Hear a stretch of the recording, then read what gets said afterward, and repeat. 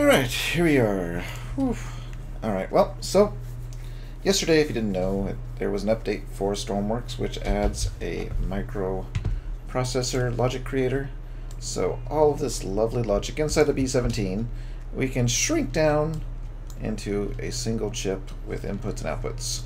So I am slowly trying to get rid of all these wires as much as possible and put them in a microcontroller. So this one right here was for, or is for, the first row of, let me get out of here, these three buttons. And these three buttons just toggle, and you can press this one and that one will unlight and that one will unlight. I could probably show you really quick so we can see. Let's see here. Oops, I keep putting the wrong window up. Hold on a sec.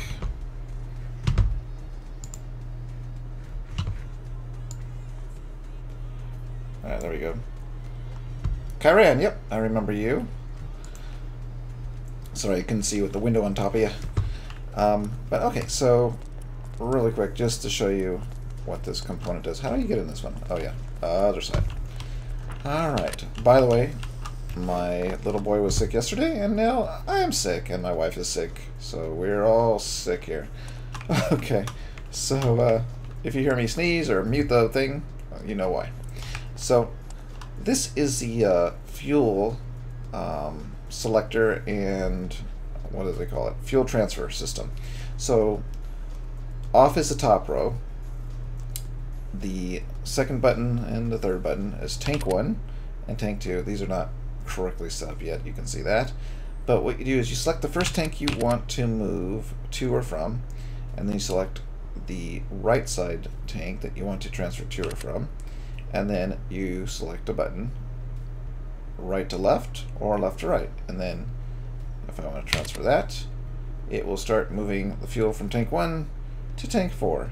And this is not set up, but I think it might be doing it there. So when you're done, you can hit off and just toggles all the buttons off. So that's all this component does, is this toggle button. So it's right here. And I'll just show you real quick what it looks like. Well, I can't actually because I'm working on a different one. So let's save this one first. Okay, this might crash. It crashed earlier, so if it does, you know why. So, 3-button toggle. So here, uh-oh, I can't move. It might have crashed. What the? Oh, there we go. Alright, so this is just a 3-button toggle. And this code was, or I'm sorry, this logic was based on a project that someone had uploaded and made available, and now they deleted it. But I happen to copy the logic right here, this block of logic, to my B-17 before they deleted their sample. So I just recreated this logic inside of the microchip. And then you have your inputs and your outputs that you set up.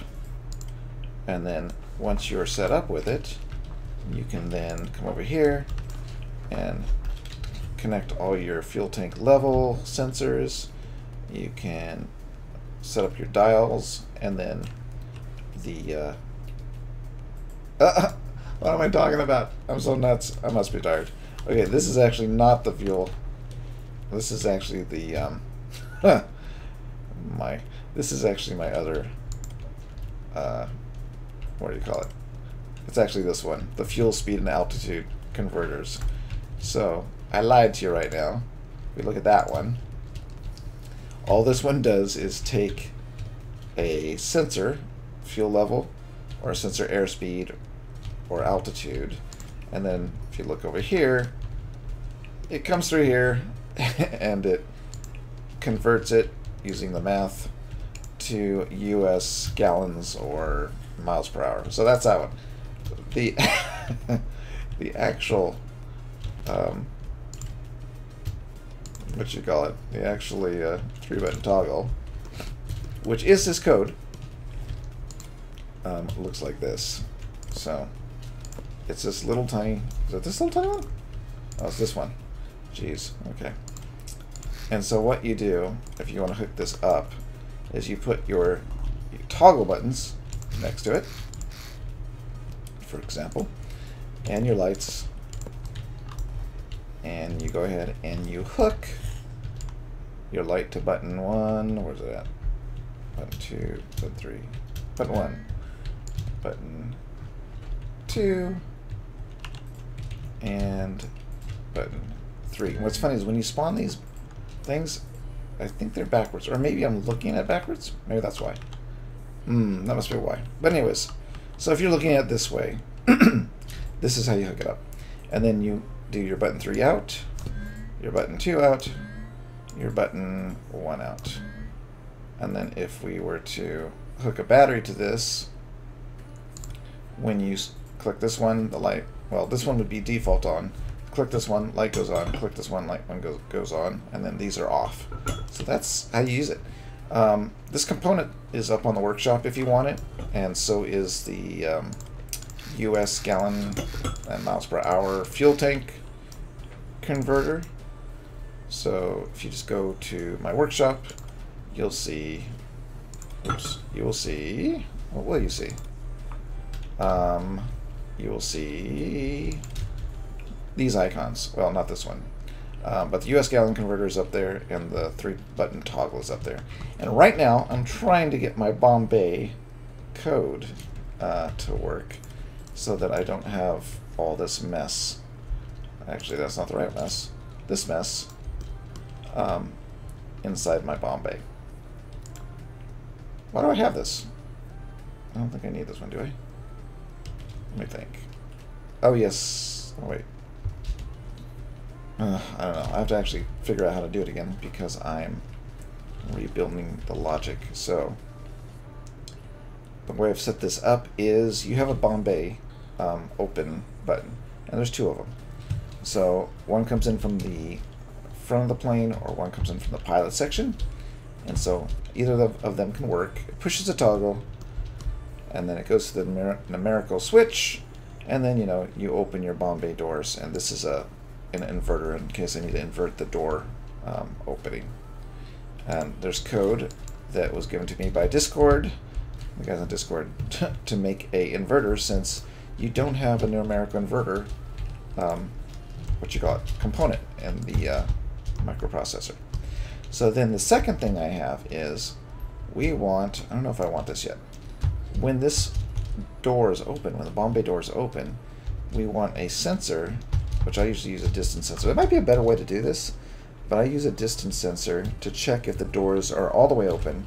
And if they are open, then we send a signal to, I don't have this set up yet, to the, did I put it down here? Oh, I did. There you go. To the Bombay door to open. So, what am I missing? Oh, it's right. That's why I want this and. Because this has to be true, that the Bombay doors have been opened. And this has to be true that they are all the way open. So this code here, this sensor, is checking for the doors being open, I think. Alright, so let's, and I try to organize my code so I can kind of see what it says. So that goes out. So that seems pretty good. And save often, because I think the program's crashing more. And let's see. So now I need my code for the Bombay doors, but here's where it's broken again for me. So if we look, whoa, I'm upside down. So what I do is I put my code in, and I put little icons so I can find out where the code is, and they're all colored. So black is Bombay, or bomb release. So if you see, when I activate the Bombay button, or the bomb release button, it comes in here and it sends to a delay. And all of these are unhooked. I must have never hooked these up in this plane. Ah, that is funny and sad. Because now, did I ever? Oh no, I've never converted this.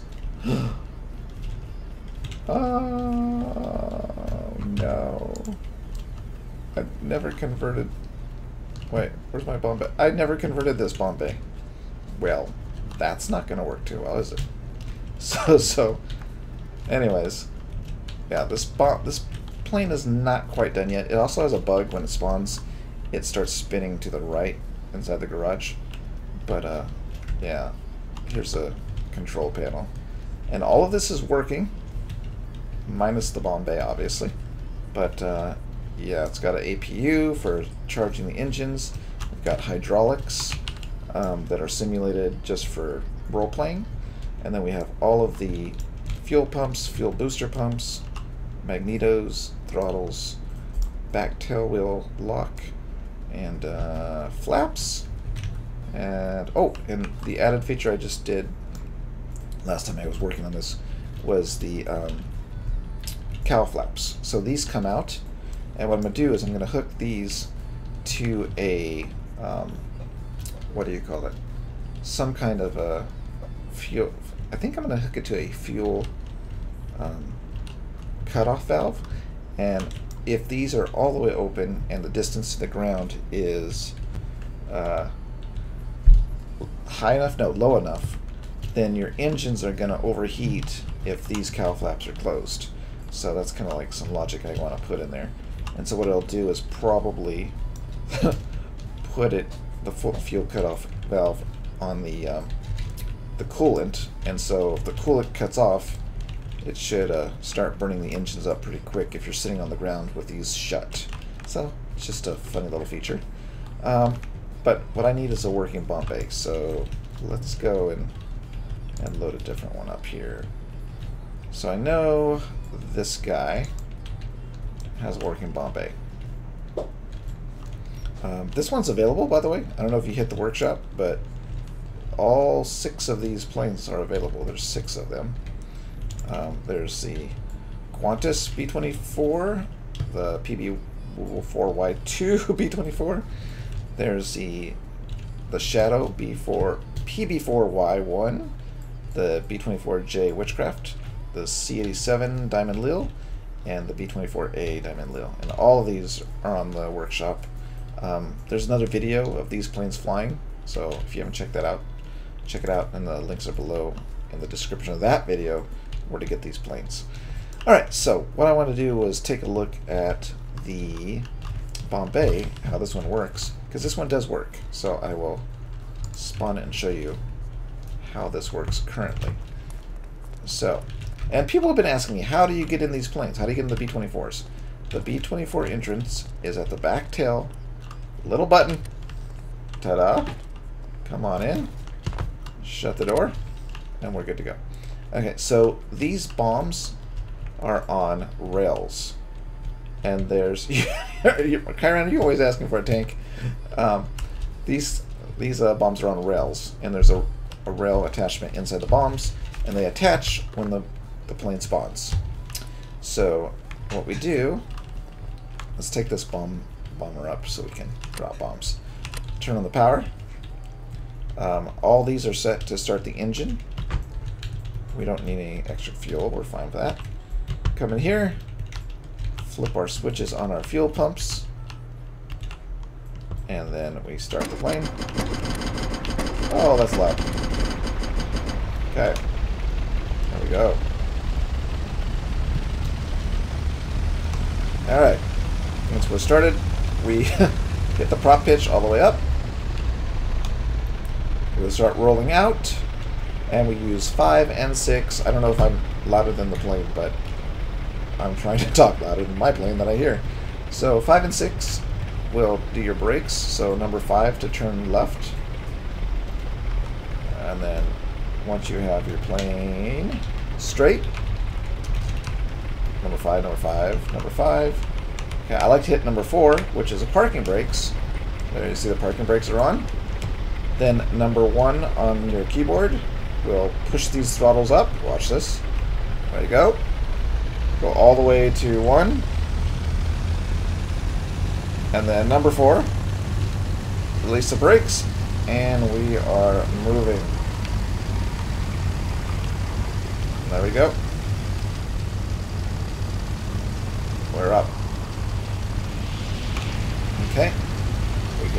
Push our landing gear.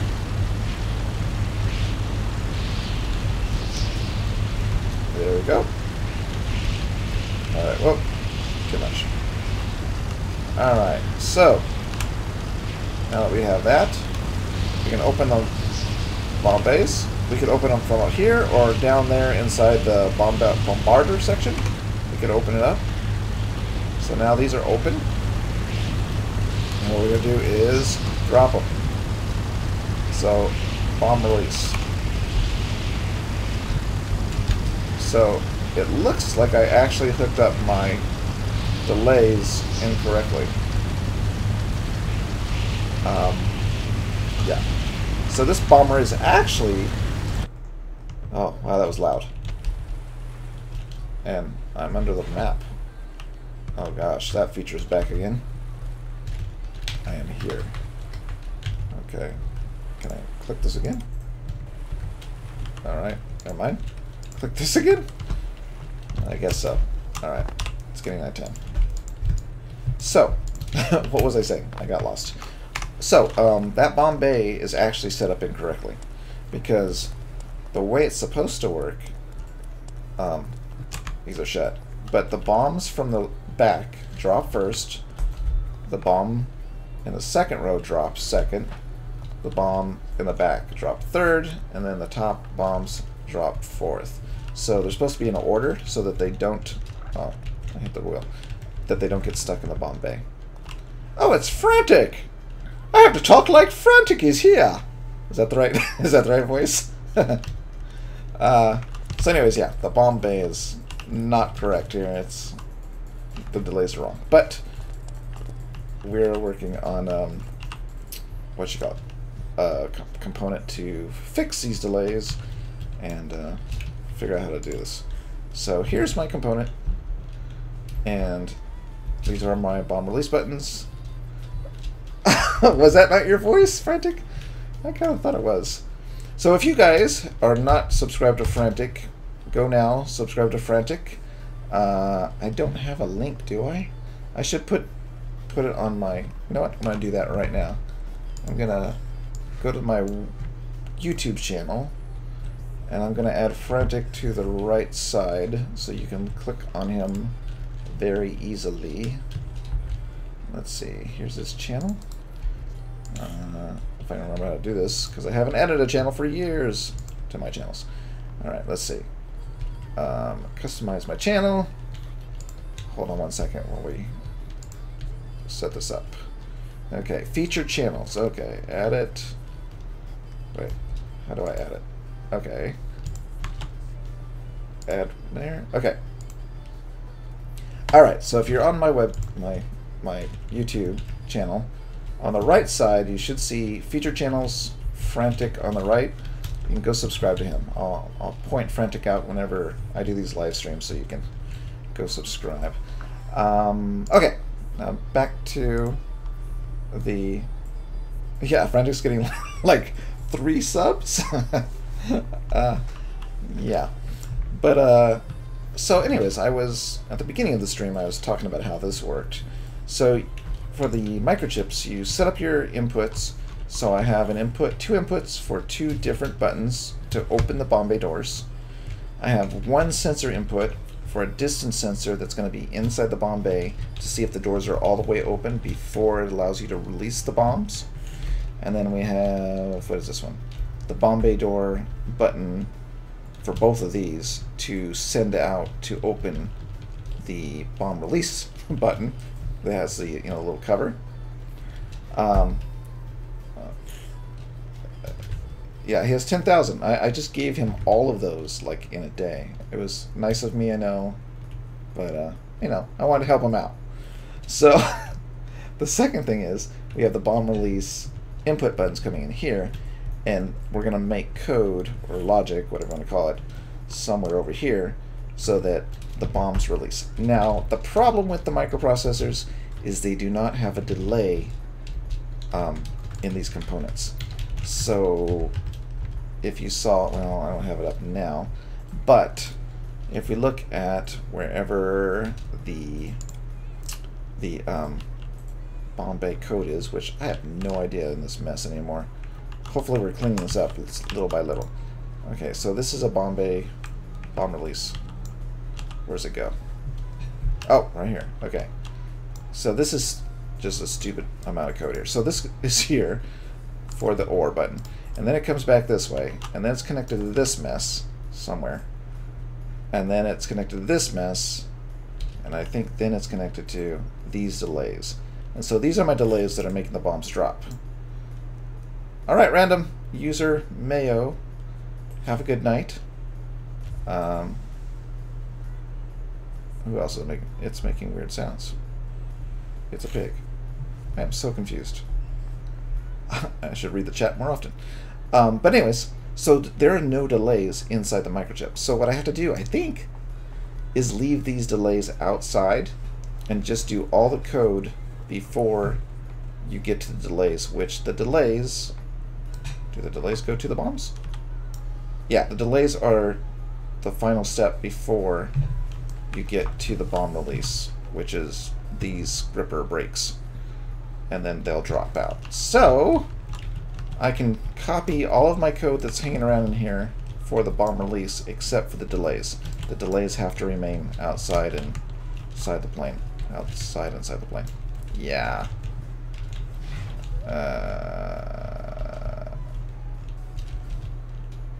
You're gonna do something. We will see if it works. Night. Maybe. Bye. Okay. Good chat.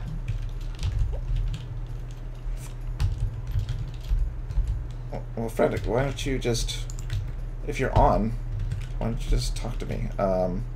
So, let's see here. Discord. I'm gonna call you. Calling you. See if it works. How come it's not ringing? Did I break my, oh, it's, oh, disable mode. Do I have to, oh! I have to disable this on Discord. Are you around, Frantic? There you are.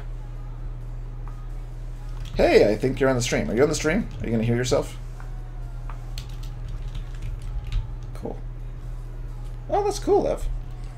Can you hear me? Oh, yeah, that's right. I always have to push the button on my controller. Can you hear me? Alright, so you're on the stream now, right? Alright. So, you're going to tell these hundreds of people watching me right now what you were doing this morning? After that, I saw a stream going. And, oh dear. What about on your stream? And how did that turn out?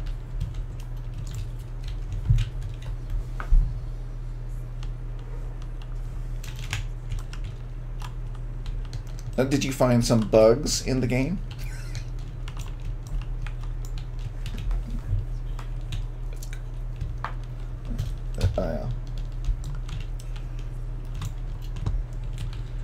Yeah. And this is, well, okay. It's a little bit deceiving because a lot of this, like all these, are paint blocks, right? To make it look pretty. So these kind of make it more of a mess, right? Because all of the circles. But the bulk of the logic I usually put in the back and in the wings. But this one isn't bad. You saw the B-17, right? Yeah. Yeah, the B-17. Let's see. So if we look at the B-17 logic, this one's a nightmare. Right? So what I did with this, just so you know, look at me, I'm getting really good, is I've been making logic for that to convert some of this junk. So I did a landing gear logic, I did a conversion to US gallons and stuff like that for the instrument panel. I did a 3-button toggle, which this one right here is actually, one section here is a 3-button toggle. So there's 1 section, 2 sections, and 3 because of this fuel transfer thing. So now I just have one of these little blocks for each one of these, and we have lots of room on the B-17 now. Look at that! Who knew? Right? Yeah! Yeah. That's why, did you notice I'm orange on the Discord? I'm an expert, apparently. Had no idea. Yeah. Yeah, but just don't ask me how to do anything else in this game, and I'm good. But, yeah. So, it's coming along. I'm kind of happy. So, yeah. So what I'm doing right here is just trying to get the code for the bomb drop into this little itty-bitty chip. And that's it. That's it. You know what? I don't understand. Did you look at this? Composite. I do not know how to do this. What they're composite? These composite buttons? See, you can bring these in, but what I don't understand is they're purple.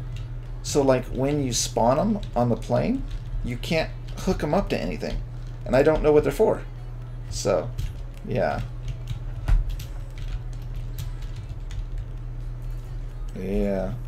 Well, I mean, I'm sure like White Noise is like a crazy like logic guy. He could probably do it, but I don't.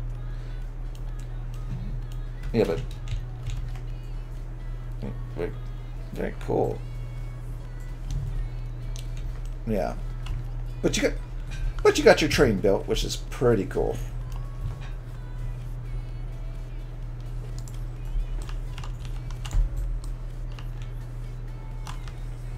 Yeah. So, what I need to do right now, because I got pretty far, so I'm just telling everybody, you don't have to listen if you don't care, Frantic. I know. You're like, I just want to fly it and crash it. You don't want to actually put the logic in it.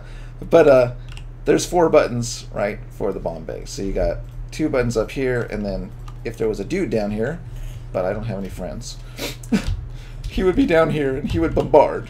But there's nobody down here. But these buttons are still down here because the bombarder or the pilot could, you know, drop the bombs or open up the doors. So we're simulating that, right? So I'm trying to set that all up so that the bomb bay works. And I got that far. As you can see, we've got the 2 buttons for opening the door, the 2 buttons for releasing the bombs, which aren't hooked to anything. Why is that? Because they're probably not supposed to be up here. Okay, so this route right here is just for opening the doors. And then this route is to check to see if the doors are open with a sensor. And then if the doors are open, we unlock the bomb release button, because those buttons, you know, they have the little door on them right there. So you can't touch the button until it opens up. So we check to make sure the doors down here are open. That seems easy. Yeah. Oh.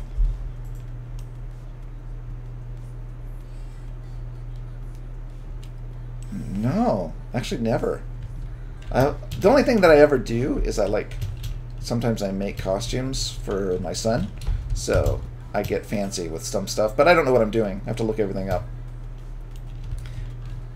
Oh, thanks, Ming Kung. The B-17, I'm trying to get that thing out the door, but it has some bugs. It has some missing features, but the main thing right now is when I spawn that B-17 in the garage, it starts to spin to the right, and by the time you get the engine started, you crash into the wall.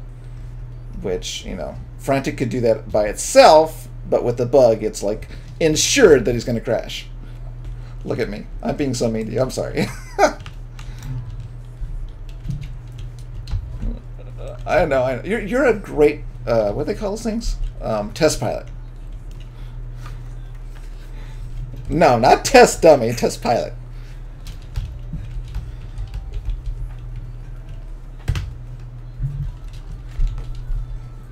Yeah, we were flying yesterday in the JU-87, and you surprised me. You landed that thing perfect. And I should have been filming that because I don't have any videos of me actually like testing my planes and landing, because every time I land, it's like into the side of the cliff or whatever, or in the water, or like it hits the nose and then flips over. So like when I do the videos where I like test my planes, I'm like, okay, well, we'll see you next time, and then never land the plane. Yeah.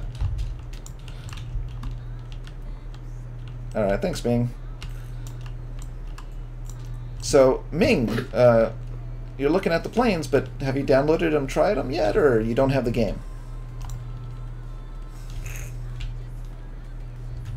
So, because I see a lot of people that actually watch our channels and like the planes, they don't have the game. Sometimes it's... Get later, Blue. I think sometimes they're younger and they can't get their hands on the game.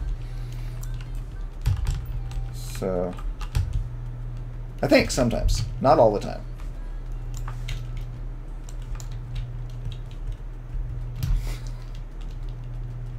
Yeah. Okay. So, yeah, where was I? I was trying to figure out where this code is.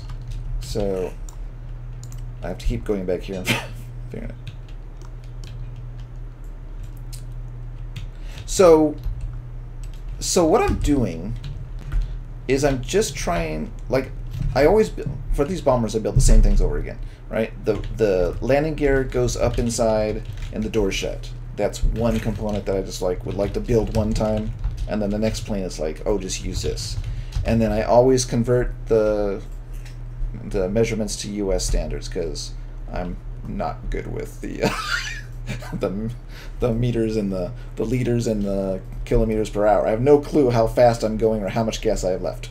So I always do it to US, because we're dumb that way, right?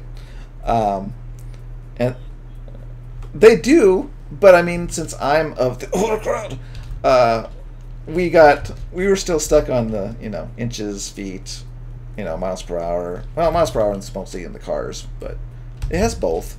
Yeah, we have both, but I think, like, my son is learning more of the, yeah. So, but I, you know, for my planes, I'm doing it so I can understand how fast I'm going. At least I have a better idea. And then the third component, which I totally forgot, what was it? Oh, so I did the button toggle. I don't think I'm going to use this one again, but I made it because the code is so crazy on the B-17. And then the bomb release code is, again, I'm always making bombs release with the doors open, so that's like useful, right? And yeah, I think those are the main things on the bomber, right? That like you want to minimize. Let's say minimize. Like, actually, I don't even know what this is for. Like, when I look at this crap, I have no idea. Look, I have no idea what all this is for. There's just so much crap here. Yeah, and I know I want to like get rid of some of these. Like, let's see, let's pick one. Okay, what is that too? Oh, this, okay, I know what this is for. This is just adding the battery's power to display on this little meter. So I've got, yeah, so I've got 4 of these, or 3 of these, because there's 4 batteries in the plane, right? So now I can put these 3 in one little block with an in and an out, and that saves like a ton of space. I don't know if this makes the plane run any better, but it makes it look better, I guess, if you're like trying to figure out what's doing what. But and then over here on this side, what's this for? I don't know. Well, that's a printable sign, but okay, this one, greater than. Where's this hooked up?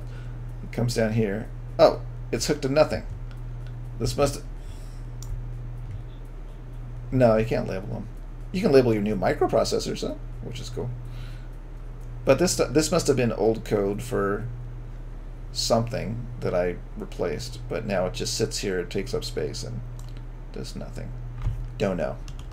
Don't know. You know what this could have been for? Every bomber that I've made, the B-24s, they've kind of started with one B-24, and then I've expanded or changed. So this one got longer, and this one got an extra top turret, but the bottom turret was removed. So that code could have been left over from the little guy that was sitting down here. So, but I never deleted the code, so whatever. So I'm slowly cleaning. Bye, guys. Bye, Kyran. See ya, Blue. Wait, I thought Blue was leaving. Was Blue not leaving? Oh no, Blue was saying bye to the first guy. I'm still getting used to the chat on the other screen, trying to figure out what I'm reading, what I'm doing at the same time. Yeah. So you have a video coming up today, right?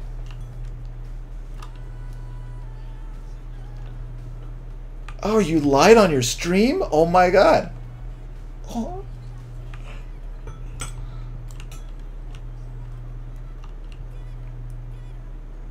But you haven't recorded it yet. Oh, okay. And you've been doing a video every day? And how long have you had your channel? 2 videos every day. And how long? Like a year? 2 years? 3 years? And did you just start doing a video every day, or you've always done that?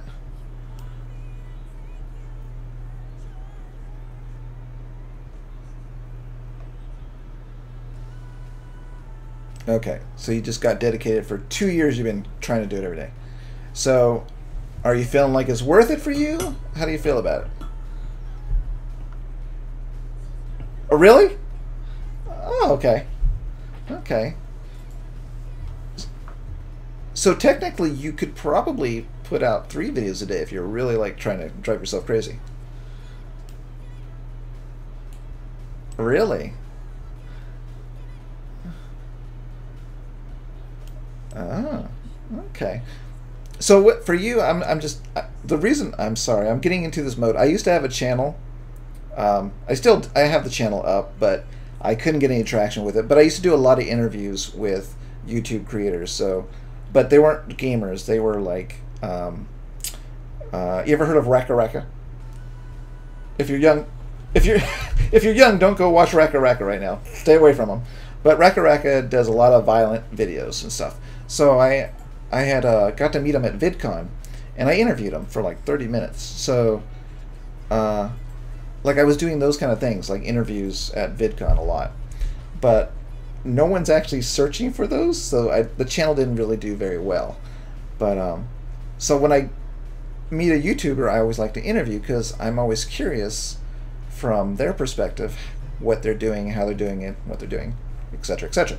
So for you, like on gamers, you see Komodo Gaming, you see what's another one, Dan TDM, and all those, and I always wonder because they do a lot of setup videos where they're like telling stories now. They're getting into this mode where it's like, let's make a video with like a role-playing thing. Are you getting into those? Or are you not getting into those yet?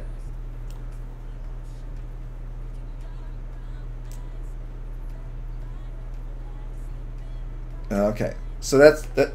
So you're just kind of playing the game and having fun and like going through the features and all that kind of stuff. Yeah, my stream just turned into an interview from a microprocessor standpoint. Oh boy, because the reason I ask, like I'm just doing these videos because I'm making planes, so I have the content to go through the plane and say, oh, I'm building this. This is how this works. So that's kind of like my only driven, what do you call it, motivation to make a video, right? Is my creation part. But for you and the other guys, when you're finding content that you can play with, is it really hard for you to come up with like to do the video, or is it, huh? Yeah, like okay, like a game comes out, like that's easy because you're like, okay, the game's new, I can play with it, I can figure out how it works, and then after you know that game and then there's no new games out, like what do you do to keep it going, like in your brain? Are you like trying to figure out what to do, or does it come naturally?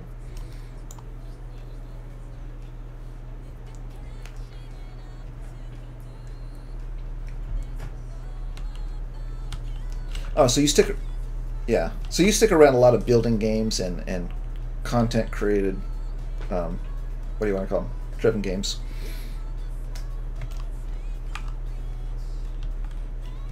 Oh, that one's pretty popular. Yeah, yeah.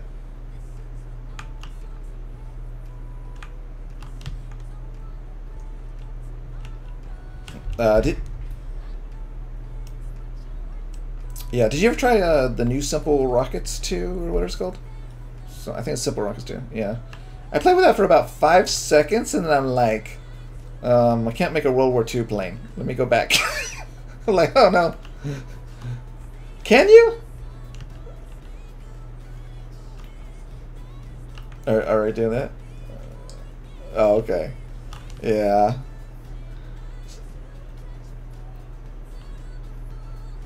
Okay. Oh, right. There's no propellers in that. Yeah. Okay. So, back to Frantic. What is your video going to be? Which game today are you playing? All right. Okay.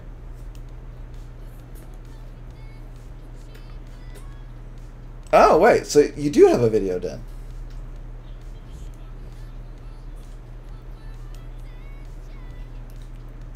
Oh. So, that's a good question for you. Like, I don't know about other YouTubers. I know that, you know, some of the other live action people, they kind of spend a lot of time on editing and all that stuff, so they can't really stockpile videos so much. Do you stockpile your videos?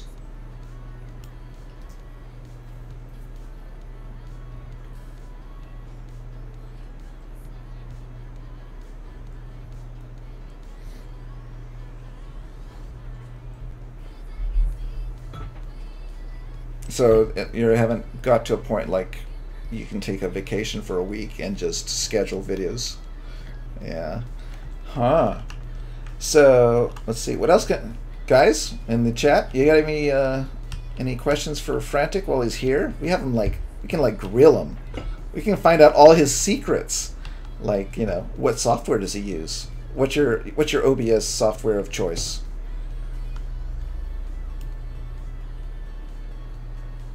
Oh, you use...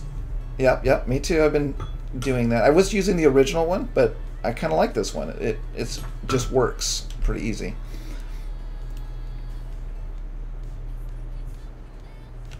Pretty clean interface.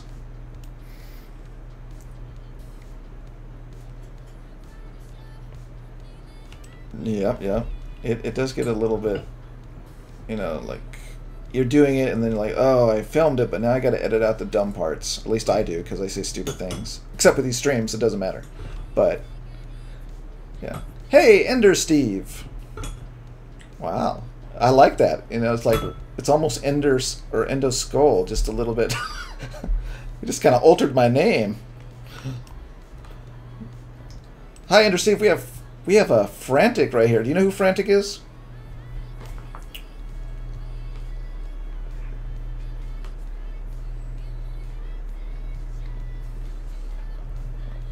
I'm saying, like, if people are finding this random stream, and like, since I'm very random, I think right now, it's not like people are searching for me.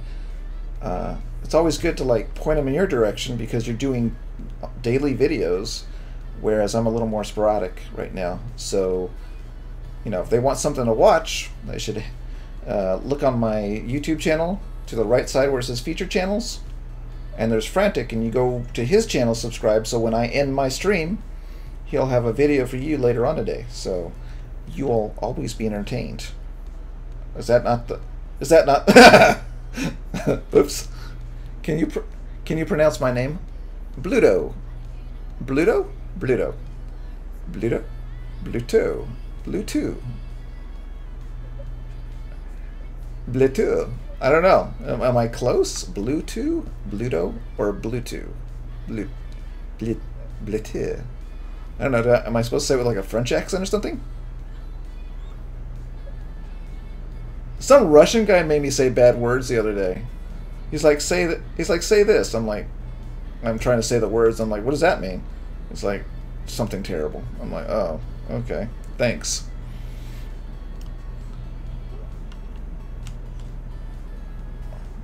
Oh dear. So Blue, did I do it right? Is there like a huge delay? Like Bluetooth. Alright, so Bluetooth. You just cut off the ooth, right? Just blue. Bluetooth. I think so. Yeah. Alright. So your bomber looks like a P4Y2, bro. isn't it PB4Y2? I think. I'm getting mixed up. Yeah, it's a PB4Y2. I also have a PB4Y1 and B24A, a C87, a B24J, and I have one more. Where's the other one? I lost it. How did I lose it? Oh, the LB30.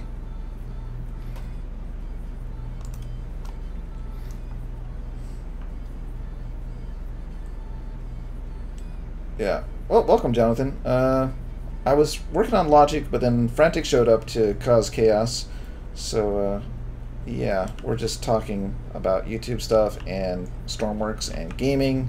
And then he got quiet, so I don't know what he's doing now.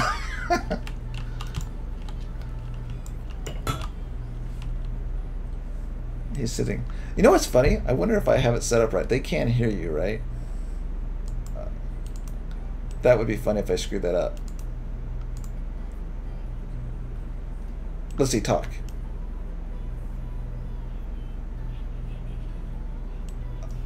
Oh no! This is the worst interview ever! Crap. Okay, let's see. How do you do this? I forgot how.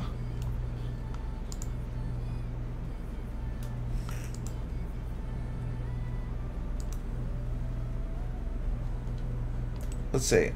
You have to add...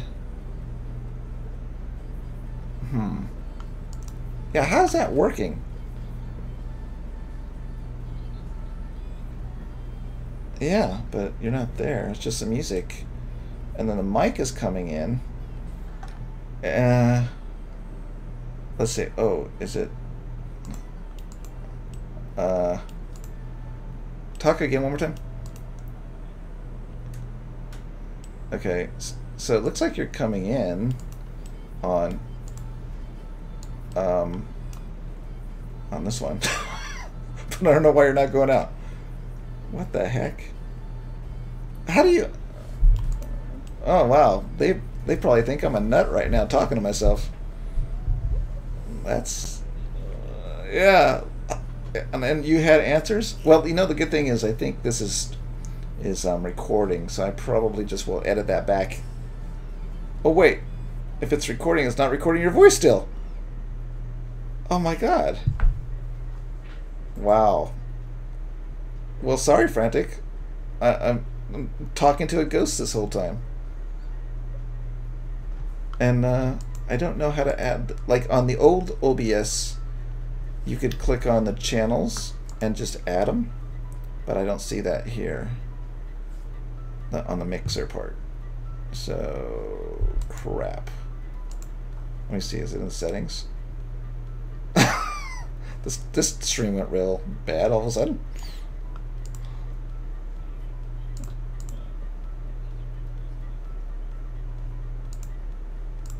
Okay, wait 1 second, just so I can see if I can get you for a future voice communication stuff, whatever.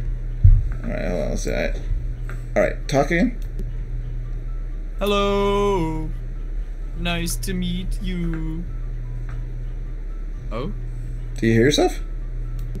I got a delay.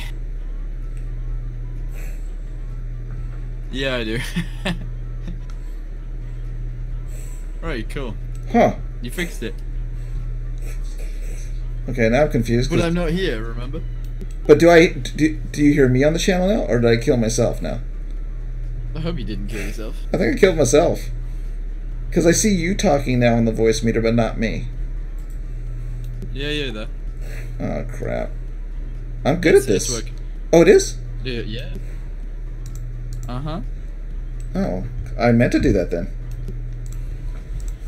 Alright, well, to those who didn't get to hear, let me just do a recap.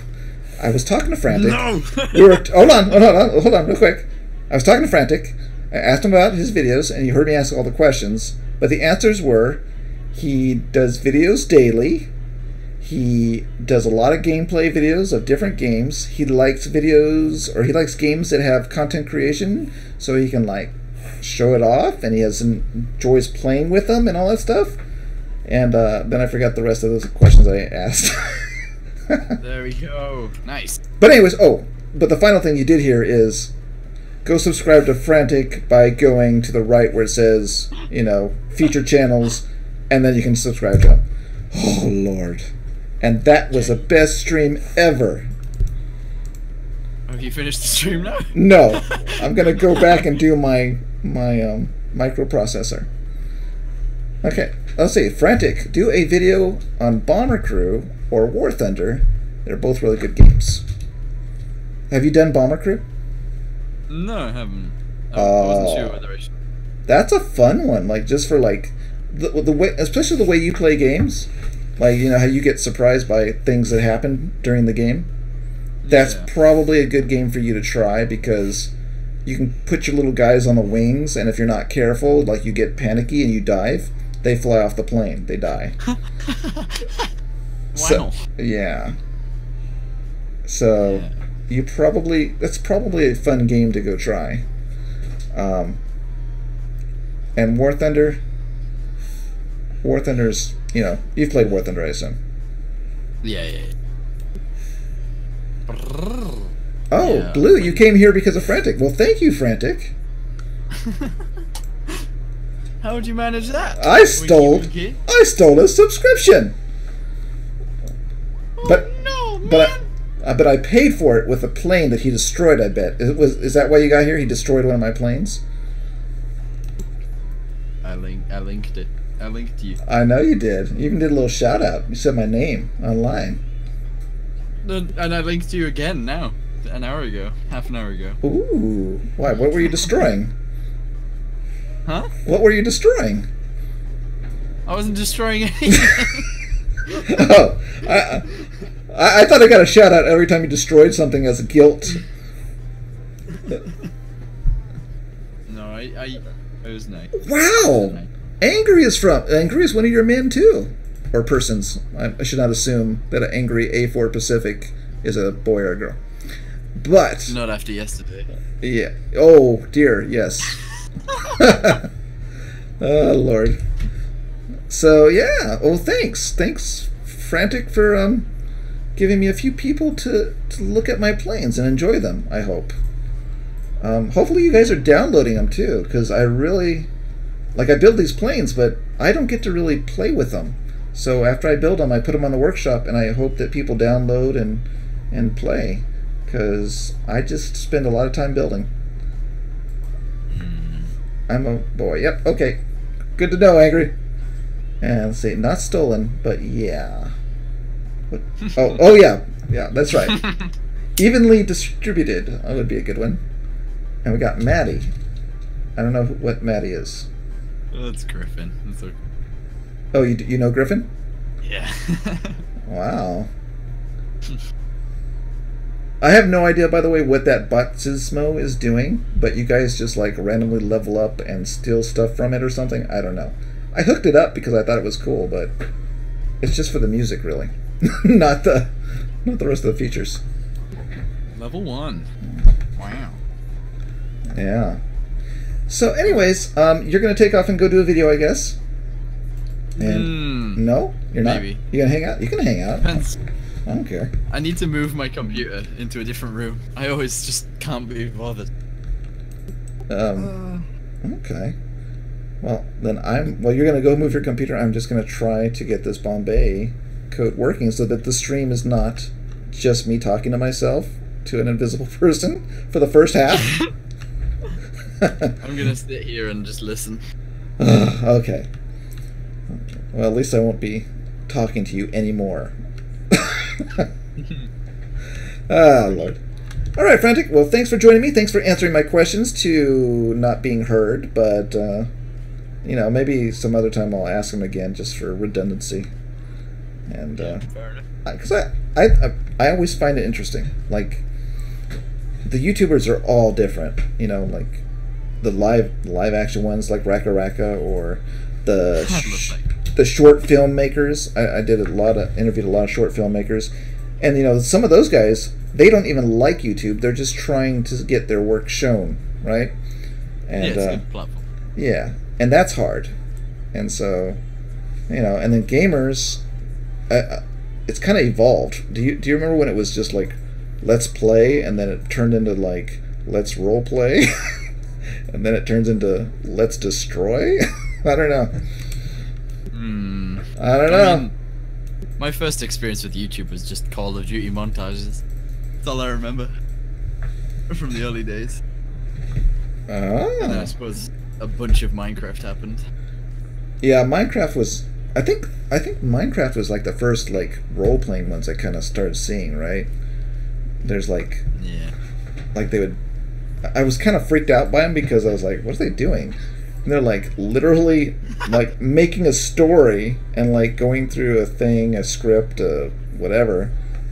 Like, oh, we're gonna go find the treasure of the lost, you know, whatever, and they're like digging in a cave or something they put in there themselves.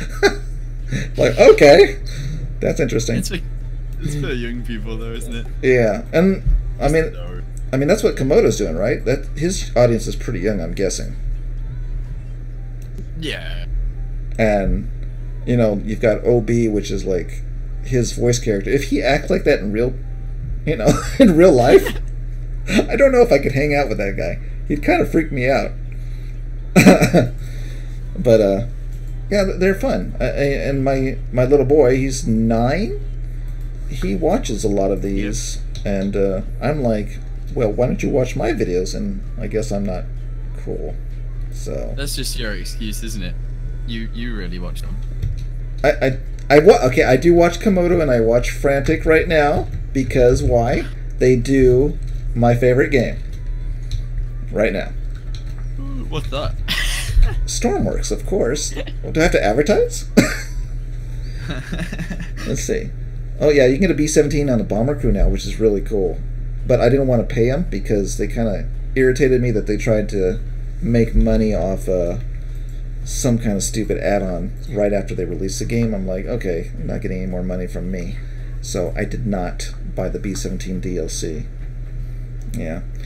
And then they're telling Frantic, you should really do a video on Bomber Crew. Again? They really want you to do a video on Bomber Crew, man. Maybe I should try it. I don't know. When the game came out, I had literally no money. Like, for a few years, I was getting, like, maybe $50 a month. Oh, no, Angry. This is not a B-17, but this is a B-24. Yeah, it's a little deceiving looking. But it's a B-24. It's a naval version that they created, I guess, later in the war for patrols. So yeah, so this is actually a Navy B-24 bomber, not a B-17. The B-17 I do have is over here, and you can see it looks kind of more like a B-17. The nose is a little bit wanky, but it's more like it. Wait, a little bit what? Wanky! It's wanky! Oh my god. Hey, I keep my channel clean. I don't say bad words, okay? Wanky. Is that okay in America? Oh, is wanky a bad word in the UK? Really? I mean, maybe. Oh, Close. really? Yeah. Oh, my kid is looking at me saying yes too. How's he know this? Okay. Okay. I'm wow. Okay, I won't use it's what is it? Janky, I guess that would work. Janky. Maybe. Janky's my new word then. So I have to like Right. I want to put like a little post-it on my monitor, so I'll say janky every time I start to say the wrong word. Jeez. Well, you know what? Okay.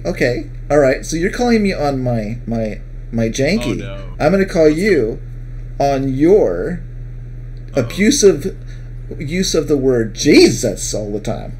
Jeez. Now, Okay. that could be considered by the Christians a little bit too much, you know what I'm saying? Oh, I'm just saying his name though, let's be honest. I'm just saying, though. You know, I'm spreading the word. some hardcore Christian with their kids could be like, oh my gosh, this guy is saying Jesus all the time. Jesus Christ. So You might want to put a post-it on your monitor. I'm just saying. Okay. Well, I came from, like, when I started my channel, I swore quite a lot, okay? Oh, see? Yeah. Yeah, you can't. I've muted myself quite a bit since then. You can't do that if you're going to, like, try to get that whole broad audience to be, you know, clean more. Yeah. So, I went with Jesus because I didn't think there'd be that many people upset by it. I'm just saying, hardcore Christians, maybe. man. Hardcore Christians. I agree. But, you know, maybe. You want to use that janky word? Go ahead and use that janky word. What should I change it to? At least I give you a replacement. I don't know. What do you need something that you can exclaim like that. I say blammo, and I say hot diggity dog. Those there you are. Go. Hi, remember me? Those are good. Yeah. Yeah. He knows where I'm from. Help. What are you talking about? Where's that? He knows where I live. Who? Angry A4 Pacific. Oh. Is that a good place or a bad place that he lives? Is he like in the ghetto of England or something?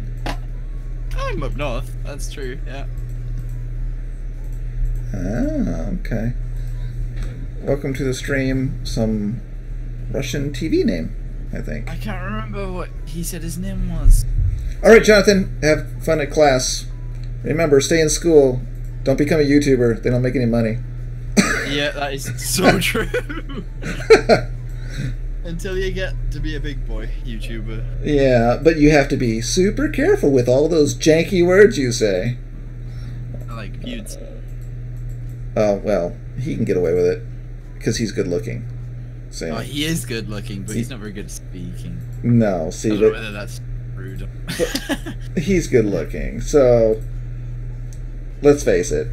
You can be really popular on YouTube if you're intelligent, good looking, male or female, or you have to be funny, clever, and ugly to get. You know, I'm kind of falling in one of those too. But if you know, there's no screen of me on, or no face of me on this stream, so you can kind of figure out which one I am. So he's really pretty. He just doesn't want the views. Actually, you know what I have? I was going to turn it on today, but I forgot. Do you don't use Adobe, do you? Or do you use Adobe? No. Okay, so Adobe has Character Animator, and so it's a program where I put my skull, my Endo skull, and you know, while I'm talking, the little faces on the screen talking. I did on Twitch just for fun once, but it takes resources on the computer, so I kind of didn't use it that much. Let's see, what did he say? A4 Pacific, just a nice level. Oh, he just the robot's going. I'm German. I like British and American planes. Isn't that weird? No. Wow, what is that? Something happened on my stream. I think it was a Twitch thing. I don't know. A Twitch bell went off somewhere. I don't know what it was, but it was cool. Oh, you just put... Wait, have you just put Streamlabs on? No, it's been streaming to Restream, so it's doing Twitch, Mixer, and YouTube at the same time. Oh, I see. Well, Angry F4 Pacific just subscribed. Oh, that's cool. Well, thanks. I haven't done this enough to be like one of those people that was like, oh, hey, Angry, thank you for the subscription. You know, like, I don't know how to do that yet. I haven't done that. But thank you. Do you speak German? No, I don't. But what I was saying is, Bluetooth, whatever. I'm American, and I really like building the German planes because they were freaking awesome. Oh, thank you. Something just went off again. I don't have enough windows on this computer to like see where these bells are coming from. Yeah, I like the German planes. I love the German planes. Okay, there's just too many noises going off on my computer right now. Bruce subscribed. Wow, I got like an assistant here reading out your names. Thank you, Bruce. I've got Frantic here as my co-pilot. I just see it on the screen. I don't know whether you can see it or not. Oh, no, because I got the chat screen up, so I'm looking at the chat. I'll tell you how to get all this stuff on your screen if you want. Oh, you have a better way to do it? I mean, I have that, but then I've also got like their names stay on the screen in the top, so you can see it when you look over. Oh, what are you using an app? I'm just using the browser for Restream to see all the chats from the different places. Oh. What are you using? Are you using the OBS screen? Yeah, I just use OBS. Oh, okay. But it only does one. And are you only streaming to YouTube usually? Yeah, yeah. Oh, okay. I thought I'd do all three just for fun. That's fair. Because I got like just a few people that watch, so I figure, oh, you know, I get 6 people instead of 1 person. Yeah, I don't know. It's just dumb. But thanks, Bruce, and thanks, Frantic, for being my co-pilot. No problem. Oh, Cesar! Cesar, this guy. Cesar, put your link to your workshop right now in that chat. Because this guy makes beautiful World War I planes. So... Did he make the HE-50 something? I thought it was H51 or something like that. He just posted it like yesterday. I think I've seen that, yeah. It's a beautiful little plane. And if Stormworks had guns, my SE5 and him, we would be going at it, okay? Because, yeah, dogfight. That would be fun. But yeah, it's a beautiful little plane. So did you type it in there, Cesar? I don't think you can. Really? I think it... YouTube has this weird, oh, wait, let me see. Yeah, but I think I can allow it. Maybe? Well, like, I have to, like, actually physically go into the stupid interface, and then it lets me click the button to say allow that link. Let's see. Did you post it, Cesar? I don't know if it's there yet. Yes, he did. Okay, so show. So, does everyone see a link? Yeah. There you go. I've never done that before. Yeah. So that's cool. Oh my. So yeah. There's so many variants. Yeah, he made it. It's a beautiful little plane. So subscribe to him on his workshop. I don't know if he has a channel, but if he has a channel, go there, check it out. Do you have a channel, Cesar? Or are you just strictly a builder?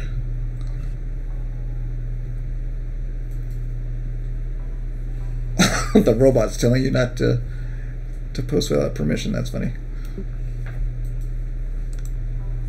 Did you try to post something else? I don't see anything else. Or is that robot just delayed? Yeah. So did you get my feedback on Discord, Cesar? So Frantic told Cesar, he's like, you know, any opinion is like really valued on my planes and everything like that. So I told him, yeah, well, stop making them look like mine. Make them crooked, make them shorter, make them longer, make them ugly, and you'll be fine. You know, don't steal my thunder. Yeah, you know. Yeah, you can't let these talented people like outshine you, because then it makes me look bad. But no, he's an awesome plane builder. So that's his first plane on the workshop. So I hope he does more, because I love me some World War I planes. So yeah, well, how's my microprocessor doing? Doesn't look so good. It looks like I haven't done anything. I feel like I'm turning into a talk show channel here. Can Frantic play with his subscribers? Frantic, have you played with any of your subscribers? I played with you. Oh. I do sometimes. Yeah, but you didn't record it, so. No, I didn't. Yeah, True. yeah. Have you ever? I would have if it wasn't so late. Yeah, Cesar. Yeah, I'm on Discord because I did the thing. Did the message to you on the thing. I think he means just for you. Oh, like a channel, like a server. Yeah. I do, but the robot just hangs out and talks to himself. Do you have a link for it anywhere? No, I didn't put it because I don't think anybody cared. So I was like, eh. Maybe people will. I don't know. I might get Sky on there and freaking me out. Oh. Did you catch up on that one? Yeah, I just figured out who that was. Yeah. In my head. Jeez. Yeah, I haven't. Like, do you have a Discord, Frantic? Yeah, I do. And how do you use it? Like, in what way do you use it? I don't run it. Someone else runs it for me. But it's just people that randomly go in there and talk to each other? Yeah. Oh, okay. We got game channel for every game, so people can do whatever. Yeah. Yeah, it seems... I think I don't get the power of it yet, because I see Mr. Jersey has one too, but then like when I look at my Discord, like there's people posting the same stuff in each channel, so it's like I'll just stick with the Stormworks one and not jump around. So I don't really get the point. So might be just me though, I think. Wait, what, sorry? I don't like everyone posts the same stuff for Stormworks in each channel. So it's like I might as well just stay on the same channel and not jump around, because I'm talking to the same people no matter where I go. That's why I don't get it. JU52. Are you going to build one? Because they're cool. But it's like, I mean, the reason Mr. N Jersey's thing is like that is because he solely plays this game. I think. Right, and you've got everything, huh? Yeah. Yeah, people are more partial to just putting it everywhere.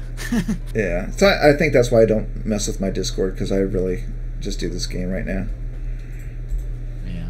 I might along the older videos, I was playing Sea of Thieves and PUBG, but I had to edit the crap out of them because we were cursing, so I had to bleep them. But we're so bad at those games, like PUBG. I was just running around screaming half the time, dodging bullets and not shooting anybody, because that's how bad I am. Rip. Yeah. Let's see. Have you built a B-52 or Avro? Not me. Not me.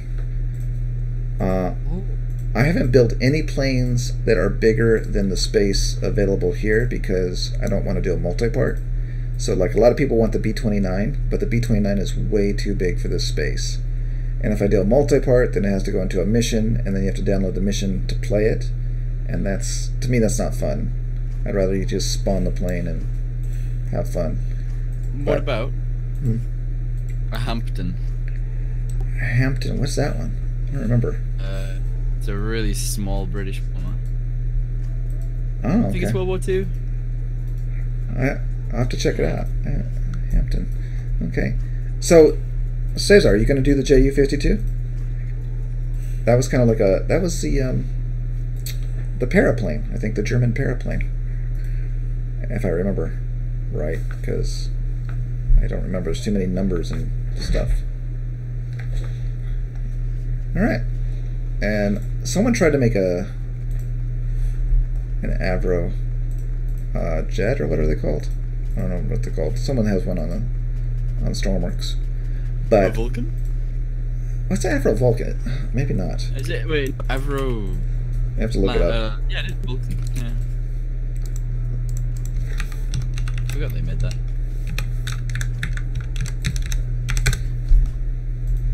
Oh, what is this? Oh, 1952. See, yeah.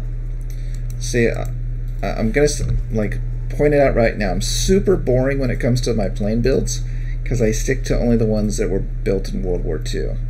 So I only did one modern plane, which was the F-14, and that's only because the devs broke my aircraft engines for my World War II planes, so I was forced to build a jet. So I built the F-14, and not because I like modern planes, but because I like Top Gun. So, it's a movie plane. Oh, the Mosquito? I've been looking at the Mosquito. Nice. I've been thinking about doing a Mosquito. They have kind of like interesting histories too. The other one I was looking at, well, it's kind of a highly requested one too, is a BF-110. A lot of people want that bomber. That's like the little two-seater German bomber. And then people have been requesting these giant planes, like these giant seaplanes that were built by the Germans and the Russians. Nope, never played Robocraft. What? You played Robocraft? My son has played Robocraft, and he's giving it thumbs up. So, if you like battling with built robots, right? Or built cars, or whatever. Yeah. So, yeah. Wow. I am really not getting anything done with this plane. Alright, I'm gonna leave you to it then, so you can do stuff. Okay. But hey, have Frantic. fun, man. Feel free to ping me anytime you want, man. I'm usually on when you're awake, I think. I'll ping you right now. No, don't do it now. Don't ping me now. Alright, catch you later. Alright, bye, dude. No, Cesar. Cesar, stay. Because I want you to tell me what you're working on while I'm working on this. So start talking. What are you working on?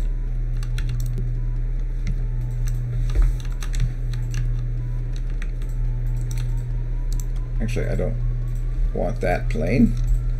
I want the PP4Y. Can Frantic play with his subscribers? Well, he just left. Frantic just took off. He's got to go move a desk or something. So he's going to go move his desk. But, you know, you should hit up his channel and say, hey, you know, why don't you like a Friday Frantic free play? Wow. I'm going to trademark that before he takes that from me. But, yeah, tell him you want to do a Frantic free play where he picks a random subscriber and subscribes with, or plays with one of his subscribers, you know? That might be fun. I don't know. I'm not a YouTuber. Oh, something went off again. I don't know what it was. Darn it. This is so disturbing. Oh, new subscriber, Riley. Thanks, Riley. This is exciting. I've never had subscribers like live. Usually they just kind of randomly come in while I'm sleeping. But thanks, Riley. So, oh, I don't know what that word is. So let's see, has anyone watched Mosquito Squadron 633? I think I saw it a long time ago, but not that I can remember anything about it. So angry. That's the hard part of building these planes for me. Like, every time I finish a plane, I'm thinking like, wow, this is my favorite plane, because I've kind of expanded on like techniques, I guess. That sounds silly, but I've learned something from the previous plane that I add to the next plane, and then the next plane kind of becomes my favorite. So right now, I really like this one because it looks nice, but because I kind of overcame some of these issues I've had with the plane. Like, this turret is I think it's an Airco, ERCO, and it rolls, the inside rolls up and left, or up and down, sorry, and then the sides go right and left. And I didn't think I was going to be able to do it in Stormworks, but it was able to happen. So that one came out working, and I was happy with that. And then these back teardrop guns work as well, and I didn't think I was going to be able to make these move, and I got these to move. So this plane is kind of my favorite right now, just because it's got some neat features. But to be honest, the first plane I built on Stormworks, let me load that up since I'm not actually getting anything done, and we're talking. Let's just talk about what we're talking about. The first plane I built on Stormworks, and which was on Komodo Gaming, if you want to see it not working, is my little B-17. Where is it, little guy? 1 second, let me find it here. You can see I got a lot of crap. Some of that's part of a carrier that I was trying to build. Where is my little bomber? This is all carrier, but there she is. Okay, well, it's not going to actually move, but this was the first bomber that I made, and this was the first plane that I made on Stormworks, and it's the old version of the arcade mode, and this was more like artwork, I guess. It wasn't, I didn't measure anything, And I didn't know that you could use regular blocks to make the wings, so I just used what they had as far as the what do you want to call them? What are they called? Aerodynamic wings or whatever parts, so that it would fly. But you can actually use regular bricks and just add some of these in between to make them lift off. And there's the artwork. This artwork, which is kind of broken for some reason. Oh, that's because of the door. This artwork I hand drew before Tenjin on the Discord forums made a tool that you could convert artwork to your blocks. So that was kind of a pain because I was trying to copy some nose work or nose art to by hand, which was taking a long time. Let's see what I'm missing on the thing. Hi, Riley. I'm not sure what you're referring to. I've kind of switched between planes, but all my planes are World War II planes. No, all of these planes are in Stormworks. I don't have any planes that I've built for simple planes. It looks like every plane that has ever been thought of is almost in simple planes already, so I didn't even bother learning how to build in simple planes. And this one kind of allows me to make them where I can walk inside them and play around with them. Let's see. Convert to SAR and some fats. Wait. Oh, Cesar, go to my video on my channel, the paint video, and there's a link in the description. Let me know if you don't find it. I'll post it, but it's easier if you just go to the video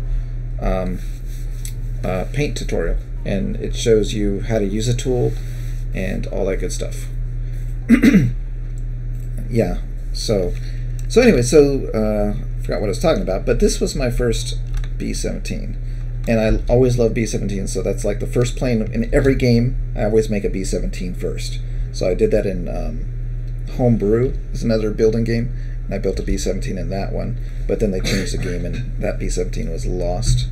So probably my favorite plane is going to be, when it's finished and working properly, is going to be this B-17, because I'm trying to make features in this B-17 to make it a role-playing game. So what I mean by that is, before the advanced update, I can show you that thing. Let's see. It's down here. I know where it's at. So what I did, I'll even show you the wall of pain here. So this is not going to work. But so what I did is I went off and built a wall of logic here. And I'm not really great at logic, so this is like, probably not the best logic to ever look at and say, I should do it that way. But what I did is I created all the systems that are kind of in advanced right now. So it had logic for batteries. I'm not sure which part of this is batteries. It had logic for having the engine start up with primer, so you had to prime the engine and turn on the fuel pumps. And what else? This one actually had hydraulics and fuel filters, I think, or filters, so that here it is right here. If you were at a certain level in the game, like a certain altitude, you'd have to turn on your filters. So all this code was built on a wall, and I slowly try to stick all this code in an arcade version of the game, and you'll see it is all in the wings, and then on the inside it's all back up here in the ceilings. And if we just do the transparent view, you'll probably see even more. There you go. So all of this was built to try to simulate B-17 startup procedure and all that good stuff. So then what I did is I waited. I didn't release this. It was pretty much done. I didn't release it, and so the fuel update came out for Stormworks, and that added pretty much everything I built. It has the batteries, it has the fuel shutoff valves, all that good stuff. And so what this bomber has is, if we come in here to the cockpit, It simulates hydraulics. It has an APU for charging the battery, because when you do the hydraulics, they'll drain the batteries, so you need the APU. The APU is a generator that sits back here and charges the batteries. And then it has the fuel transfer system from the B-17, so you can transfer fuel from one wing to the other. It has the fuel cutoff valves, the fuel booster valves, which aren't that important because it doesn't. I haven't made any code that simulates, you know, what altitude you're at that you'll need these, but I could probably do that at some point. It has a locking tail wheel, so this tail wheel actually locks, so it's a freeform wheel. You turn by using your brakes. What else? Oh, the cowl flaps are added, and I'm going to add some logic so that if these are not open on the ground, and I could even check the temperature if I wanted to, but based on that, it will throttle the coolant so that the engines heat up faster. And so if you don't open your cowl flaps, you're going to burn up your engines on the ground pretty quick. So I think I'm going to do some logic for that. What else? That's just all lights and stuff like that. The hydraulic system, the battery system, so that's all in here. You can't start your engines without batteries.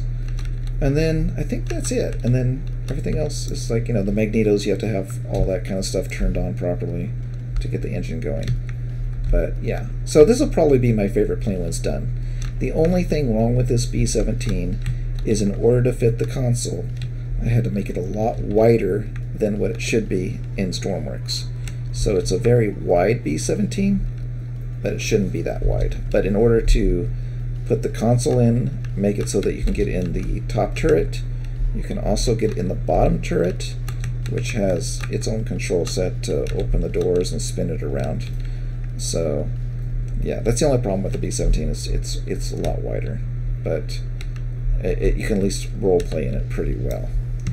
So let's see what you guys are saying in the stream, because I was talking too much. Oh wow, thanks Pluto. I feel I feel liked. Thank you so much for staying around. I'm not actually getting anything done, but thanks. Here are some tips. The pilot opens the bomb bay, but the bombarder releases the bombs, and the bombarder can control the plane. Yeah, right. So on the B-17, I looked at that. I didn't do it yet because I think it was harder in the past to like switch between the controls. I think you can do it now really easy. So if you have, well, that was the other thing, the pilot seat you need down here, I think, to switch the controls, and I just have a regular passenger seat. I think the pilot did have an emergency bomb release up here as well, in case he had to drop the bombs. So that's why I do have the bomb release up here. And because if you're flying alone, it's a little bit hard to jump down here and get to the bomb. Let's see. Yes, the engineer is the top turret guy. Yep, I actually met one last year down in California. There's a B-17 bomber that they're trying to restore, and a couple of guys are World War II veterans. One is a bottom belly gunner, and the other was the engineer. So, yeah, flying alone. Frantic. Why does Frantic make me so mad? See, like 2 seconds, he says one thing, and I have to like get my voice all crazy. But yes, I fly alone constantly. Except for yesterday, where Frantic took me on a ride in a Ju-87 and landed it perfectly and dropped the bomb on a lighthouse, almost perfect.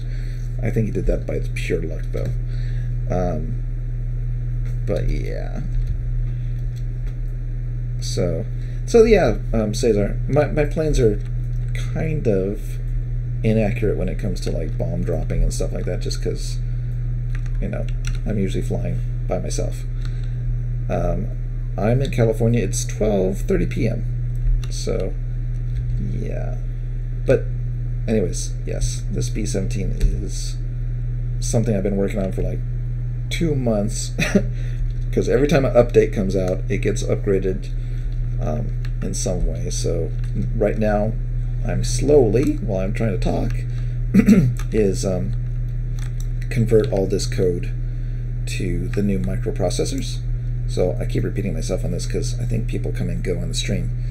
And yeah, so I made a gear microprocessor for landing gear, a US conversion for my instrument panel, the buttons that you saw on the fuel transfer. This is a 3 toggle button, so whatever button you pick turns off the other button that was on. And then I'm doing the bomb bay release control and door opener. And I'll probably, after I get these working properly, I'll probably replace it in all the bombers, the B-24s, the B-25s. I think that's all the big bombers I have, right?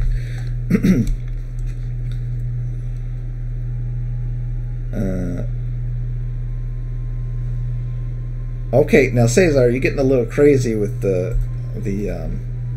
features. Now, if you want to create some code so that you can look down and set a point, a distance with a sensor, right, a GPS point or something like that. So you would, I wouldn't know how to do it. I'm just making this up as I go. But yeah, you would do all your GPS coordinates. You would set your point, right, on some kind of control panel here. And then when the plane gets to that point, you would automatically have it release the bombs. If you want to write that code and share it, that would be awesome. I don't think that I am talented enough to do something that would be as detailed as it should be. Oh yeah, if they come out with a camera. Yeah, it would be cool. Sorry, it would be really cool to make that functional. Oh, this is actually a map that's not set up there yet. Well, if you want to help me with the code there, if you do a bomb site, share the code. I'll put it in here. And there is there's a cool feature I saw on Steam. Excuse me, I think I'm getting hungry. I'm gonna have to go eat something. My stomach is growling. I don't know if you hear that, but there is a feature on the workshop, like if we build a plane together. Like say I'm going to go to PBY, and you go to the plane site. On the right side, you can do a add remove contributors, and so we can add each other on building parts of the plane. So, you know, if you want to do something like that, we could do a plane. Since you've got since you've got a lot of good ideas for the plane as well. But yeah, so good ideas. I think you have good ideas. I don't know how soon we'll get those in, but if they start adding cameras, yeah, it's a good idea. Add a bomb site that works. You know, if they would actually, this is the one thing that drives me crazy about this game, is this pilot seat, you know, doesn't need all the crap around it. They could easily get rid of the bricks in front and maybe even the bricks on the bottom and let me put it here without having all this extra crap on it, so that we could use the seats in different spots for controlling the turrets. Like this one, you can barely walk by you can barely walk by the top turret. So things like that kind of drive me crazy about the game, like little things like that.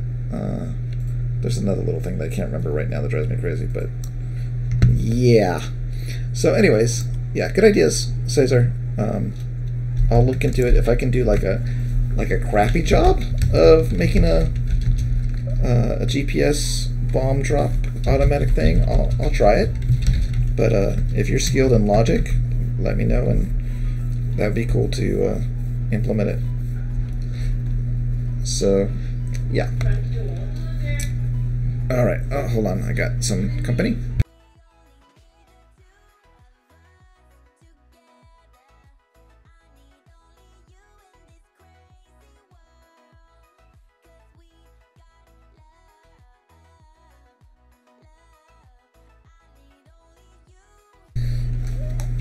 Yeah. All right. Well, give it a try, Cesar. I'm gonna take a break for a bit because I've got to go do something because I'm married and I got bossed around. Frantic, don't be making jokes in the chat. Thank you very much. And I'll be back in a bit or back later. I don't know exactly. But I'm still going to try to build the logic and get the bomb release stuff out of the plane. Yeah. Yeah, and the wind speed and all that stuff. Yeah, I've never actually dialed up the wind while flying these planes. So that should be an interesting thing to try, is to see if these planes even fly with the wind, because I've never tried that.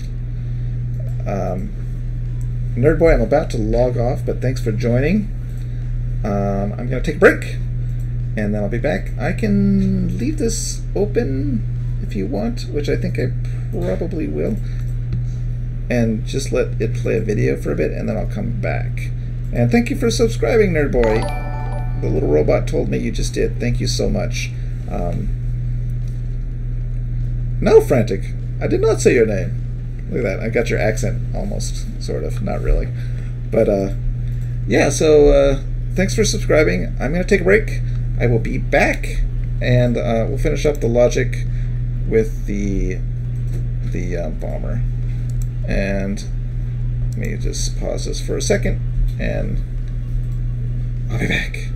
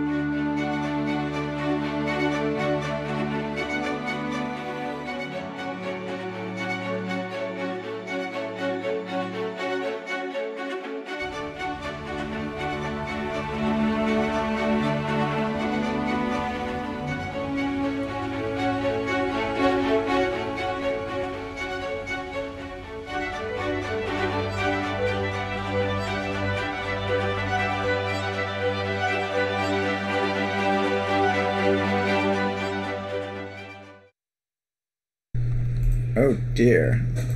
I'm back! I think I'm back. I don't know. But I killed the music. I can't keep anything working.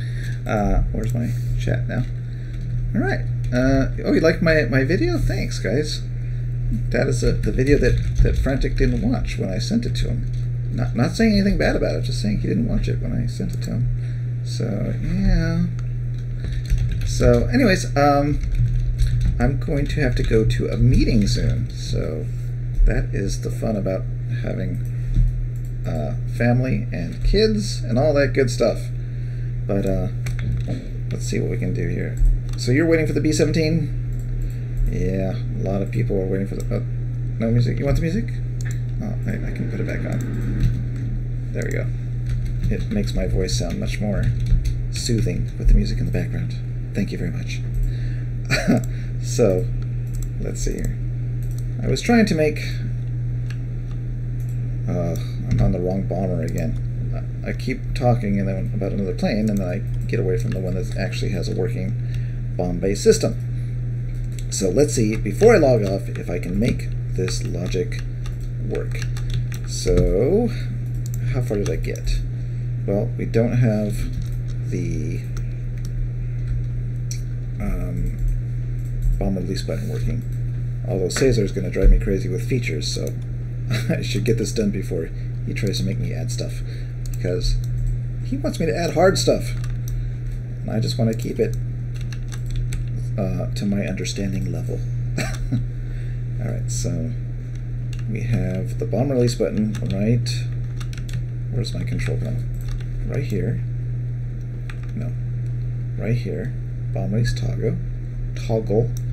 Goes down here to this OR. Okay, so we need an OR for these two buttons because we have one in the bombarder section, we have one in the pilot section for releasing the bombs. That's going to go to the AND really quick here. Hey, Antonius, welcome, and Martin too. Wow. Oh, Frantic knows Martin. Frantic, I don't know why you just don't like get on the voice channel and be the co-pilot for greeting people. I'm just saying, since you know everybody here, you should just be the greeter bot. You should be the greeter bot. Oh wait, that's terrible. Let's see here. So we got ANDs. And what do they do? Don't know. The AND goes to, if we can follow it in this mess, it goes over to a AND. Wait, what? Oh, is this AND? No, this is an OR. Oops, I'm dumb. Okay, so this is not an AND. It goes to an AND, but first it goes to the XOR.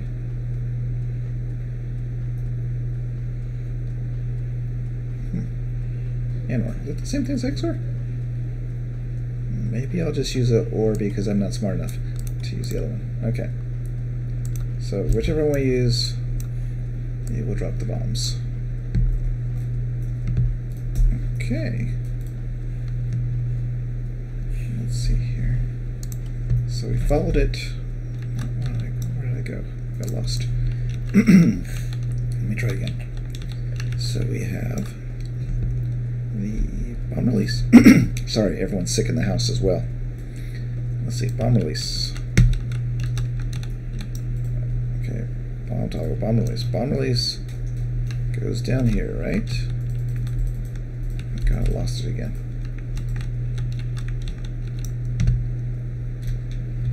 Bomb release. Oh, it's down there. Okay, bomb release goes there. And then it goes back to the back to this AND. That's my little boy coughing. I'm not a ventriloquist. And it goes to this AND. Okay, and this AND goes to... Where does this AND go to? Okay, so this AND goes to my NOT, which is probably hooked to my delays. Okay, so I have to keep this.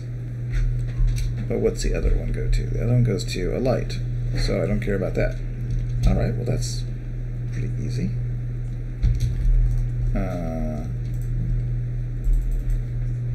Let's see. And then we have this one, which is a greater than. What's this greater than doing? It's grabbing greater than and greater than what? A sensor. Okay. So this is... What is this? This is checking to see if the bomb bay doors are all the way open before it allows you to drop the bombs. So this is a greater than. Huh. Okay, so greater than. We'll try that. Okay, so this is my greater than, and it goes into the and the and exits to, actually exits this whole thing. So we have to do an output. Put it down here. Put the output and make this, what does this do? Does this, oh,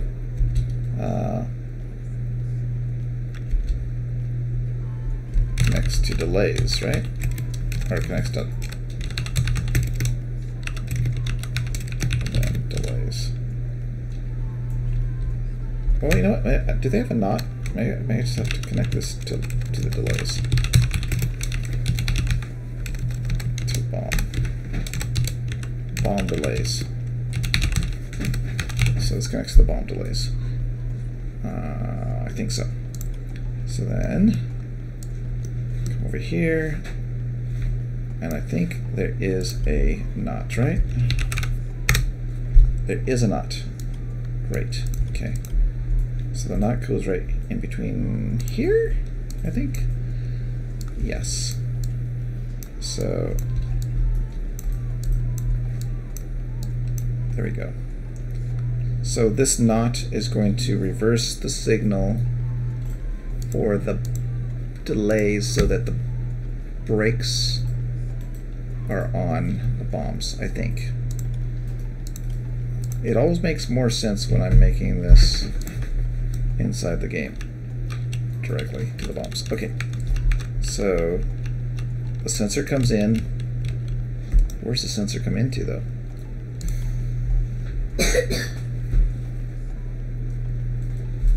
Right here, I think.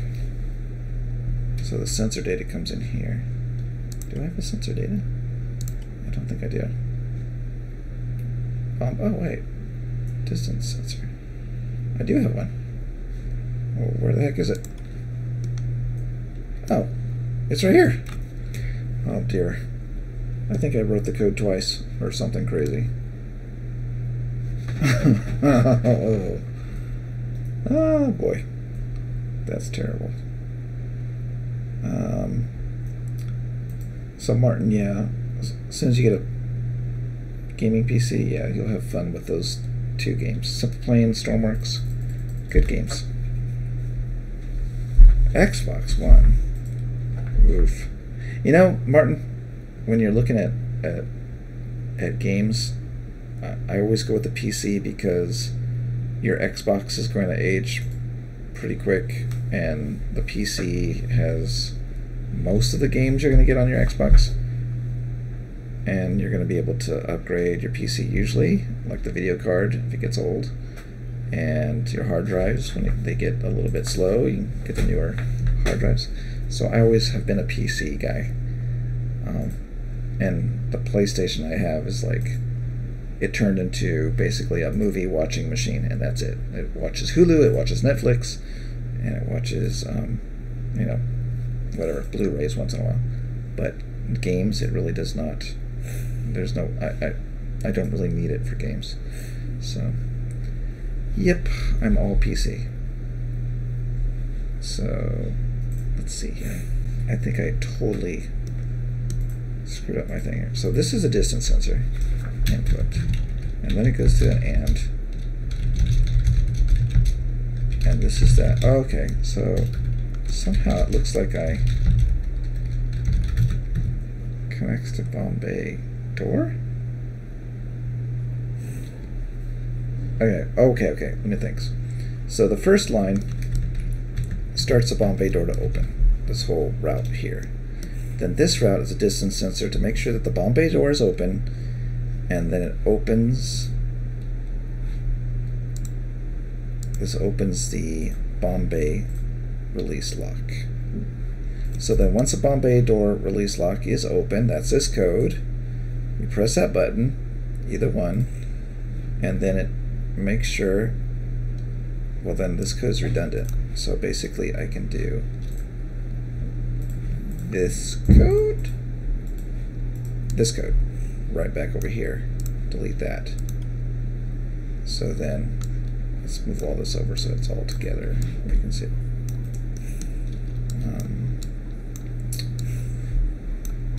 There you go. Alright, so this code here, or this logic, I always say code, this logic here is pressing the button.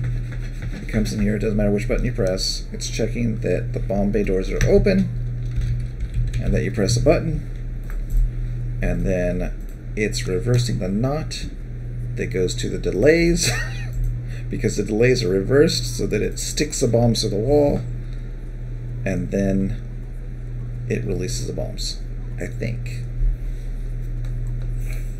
I'm going to save this before I break it. Okay, so this goes out to the delays, right? And then here's the delays, and I could, you know what, let's save this as a test bomber, so I don't break my real bomber. Okay, so in theory, I can delete that. I think I can delete all this, right? This goes to, yeah, this is deleting. Delete that. I think, is this garbage? No, I don't know what this is. What is this? Oh, this is to the door. Oh, crap. I don't have code for this. This is to the actual bomb bay door opening. And on this bomb, on this plane, the bomb bay is set up to open in like these slats because the original bomber, the real bomber, hey, good morning, Michael. The original bomber had a bomb bay that, I don't know if you've ever seen these old wooden doors where they open up, like they roll open, the top of the desk rolls open. I think there's a name for that, but I don't remember what it's called. A roller disc, maybe? I don't know. But that's the way these bomb bays worked on this plane. They didn't open outward. These actually rolled. And so in order to kind of simulate it, I use the tracks to open up the bomb bay sideways, and then these are triangles, and it kind of makes it look like it rolled open.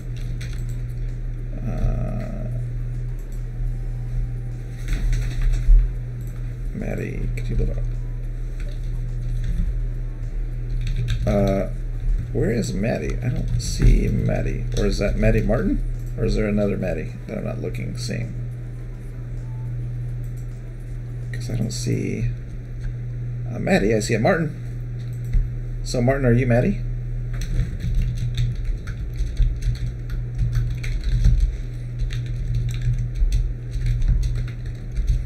Okay.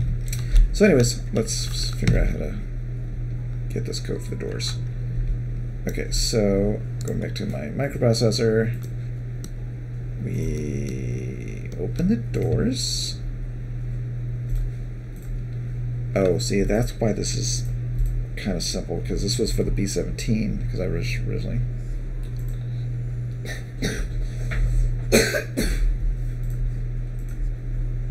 Wait, what?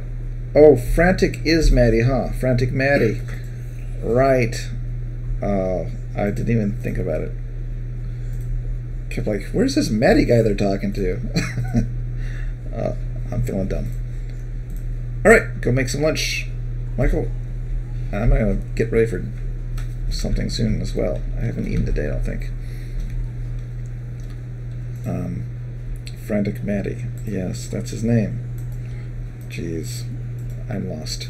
Okay, so this was simple because I was building this code off the B-17 logic, which are doors that just open outward. So all it needed was this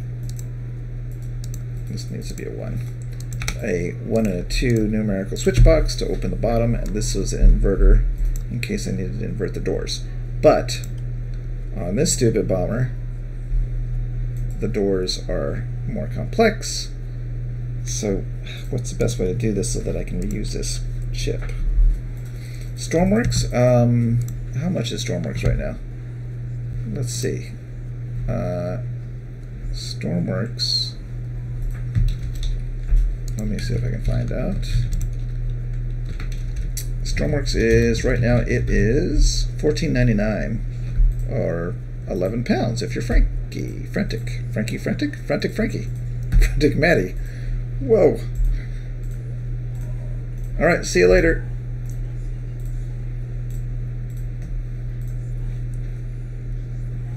Yeah. And he got 2 bytes for his inventory. I don't know what that means, but it's awesome. Alright. So anyways, so let me get back to the code here. So because this not B-17, this B-24 uses these slat doors, I'm going to have to figure out how to reuse my microprocessor over and over again, because I don't want... See? Yeah, I'm kind of confused on the best way to do this. Because this is simulated, right? Is it simulated? Oh, that's a switch box. Okay, that might be okay. Alright, what does this go to? I don't know what this is. That goes back there. Push the toggles in. And that goes... What is this code?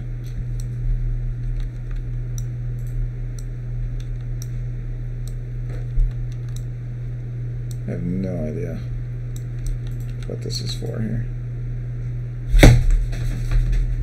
Number 5. Oh, that's brakes. Okay, so that's not important. Alright. So, basically, I think I'm okay, actually. I just have to hook these up, because these are all sliding to a 1, right?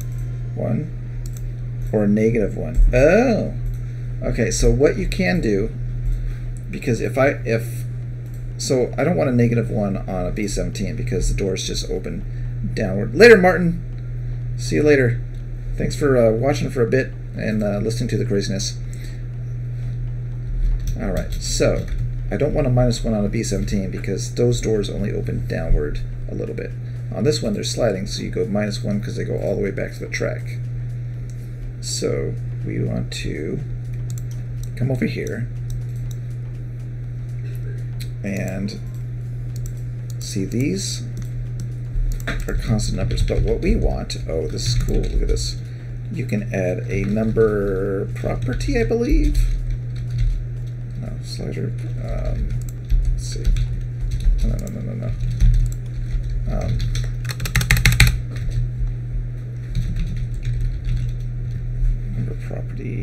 Property toggle? Property number. Now I think what I can do is you can now add these, which are basically letting you set the number outside of this microprocessor. So if I want to use this on a B-17, I don't want these.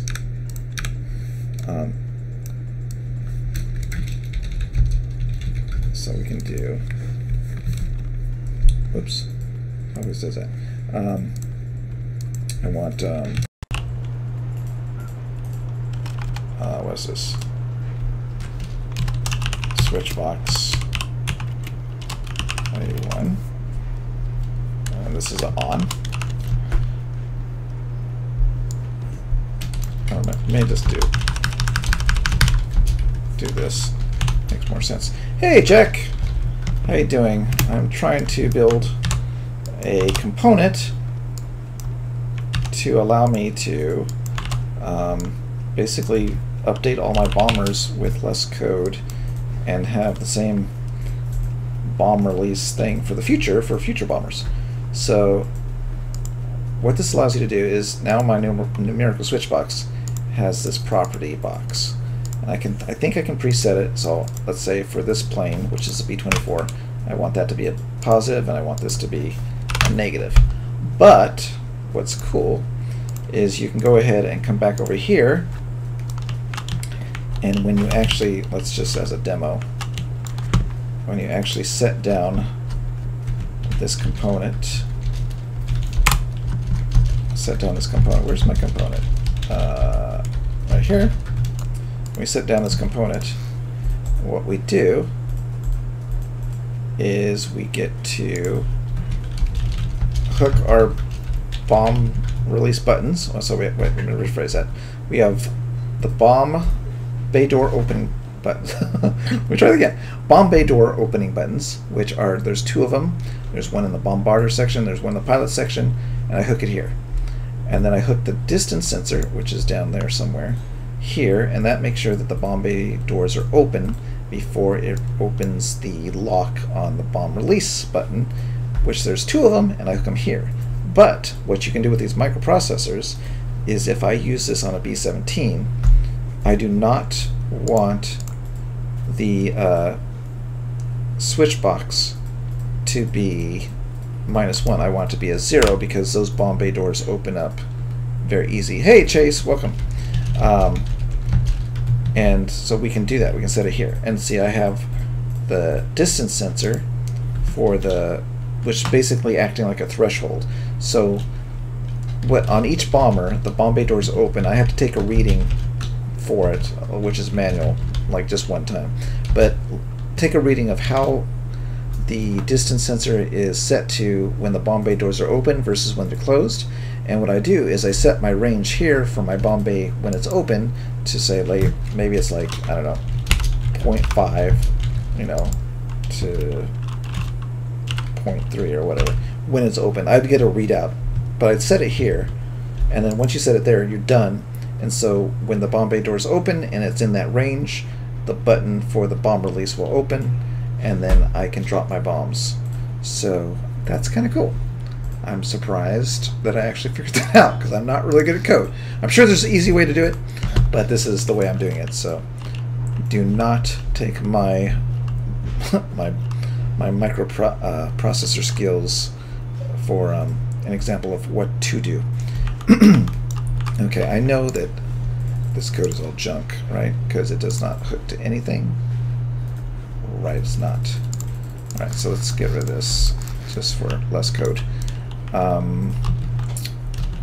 So, alright, let's, you know what, let's try this. I'm kind of curious to see if it works.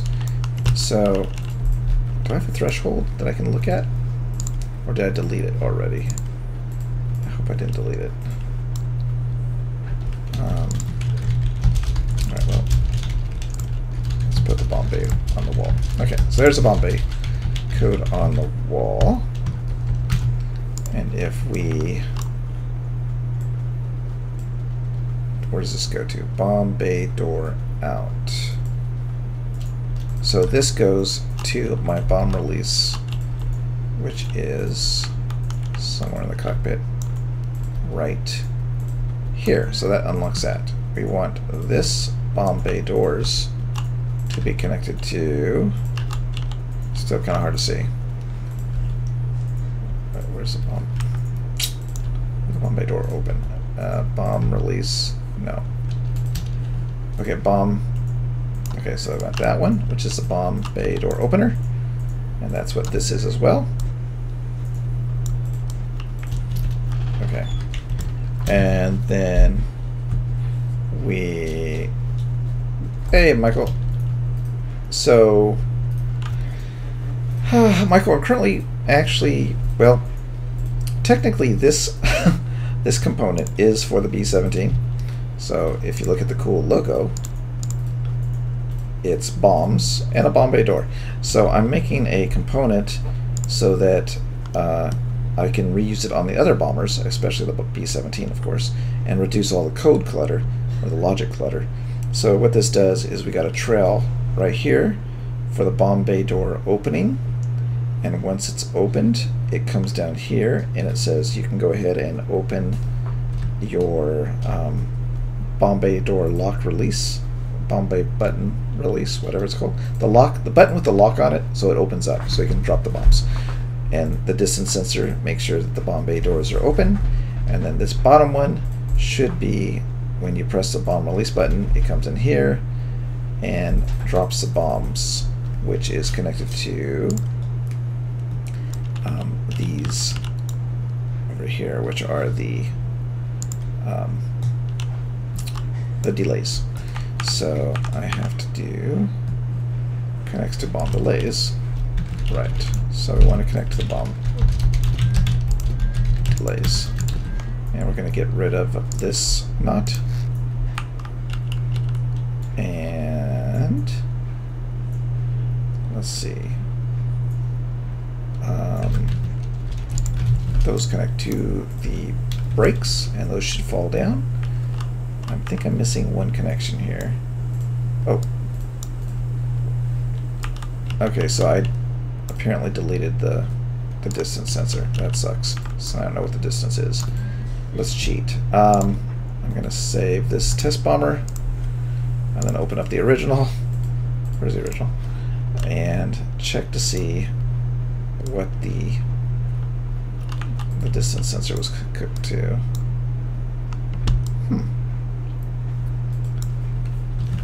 Interesting. It wasn't.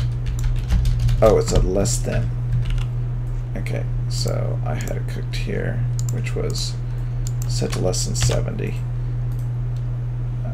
Okay, so if we go back to our test bomber, this is really not good code. I don't think that I did, but whatever.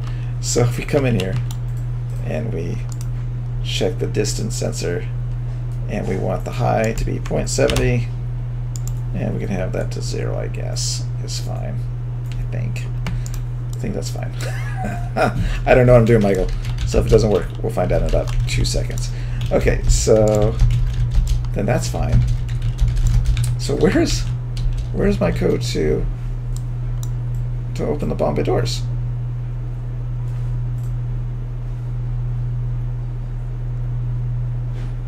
This connects to the delays. This connects to the... Oh, this connects here. Wait, what? No, that's not right. This is not correct. Okay. I'm missing something here. I think it's this. So there's no output for this. So we need to create one. So go down here, and we want to create a number output that we send to the sliders so we can open up our doors. So oops, let me move that so it doesn't get stuck over there. I want to put up this direction a little bit more, I guess. Okay, connect. Connects to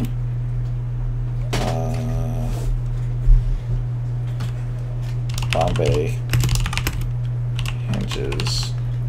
Oops, hinges, sliders.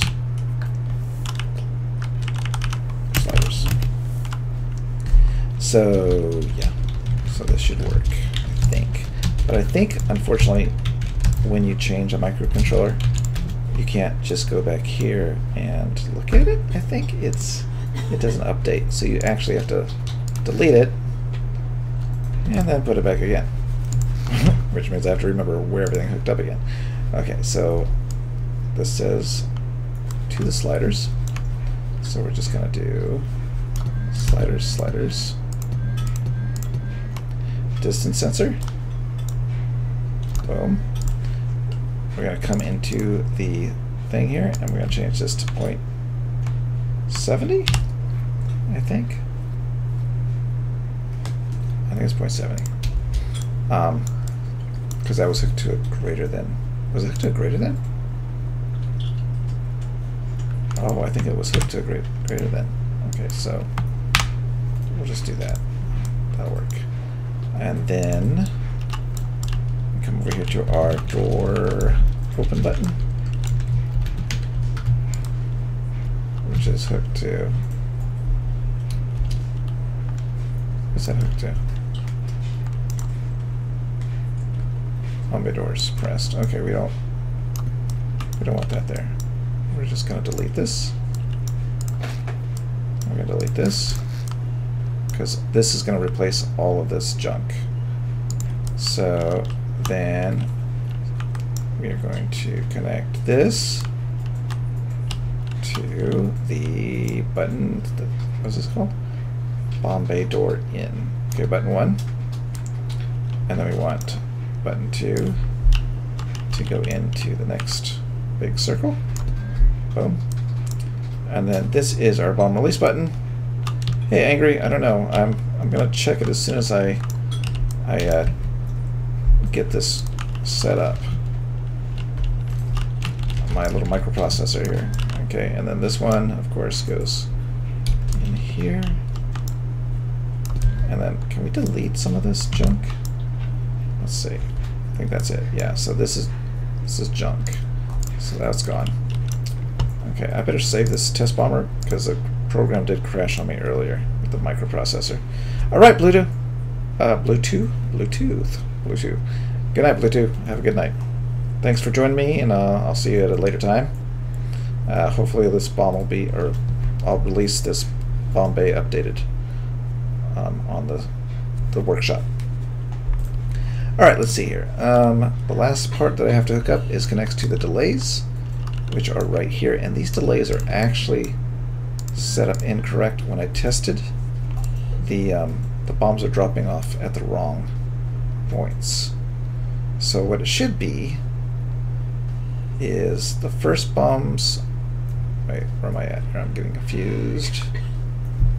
So the first bombs drop off quickly, right? See, that's wrong. So this is a 0.5. Then my next set of bombs drop off, which are the front bombs. Then I think these are my back bombs. Let's see, back. Okay, these are my back bombs. So we want this one.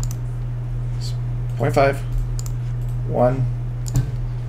We want this 1.5 and 2.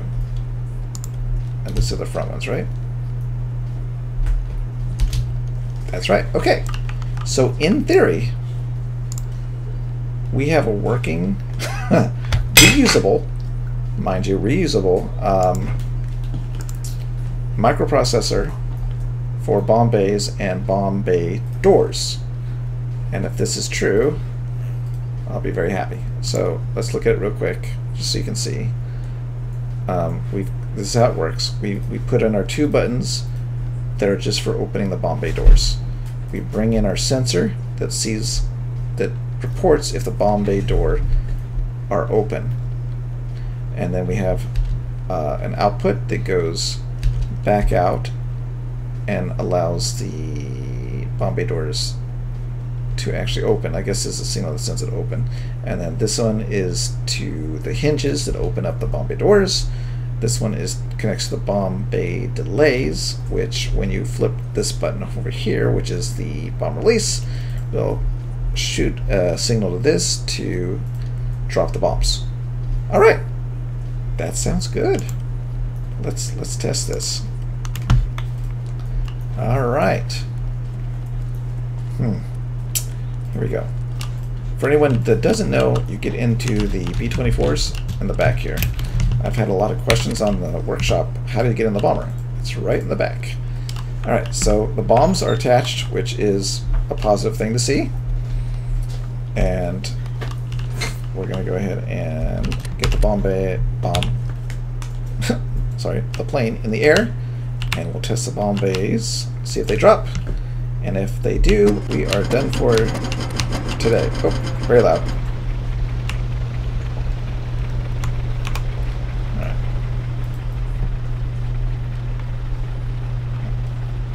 Okay, this plane uses 5 and 6 on the brakes to turn. So whenever I want to turn left, I'm going to hit the number 5 on the keyboard, and that's going to do the wheel brake. That's going to turn me left. Then once I get straightened out, I'm going to hit number 4 on the keyboard, and that's going to put both brakes on. It's a toggle.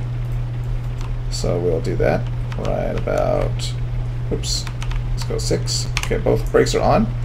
And so just for fun, I'd like to throttle all the way up with number 1. There we go. And then I'll hit number 4 and release the brakes. And we'll take off.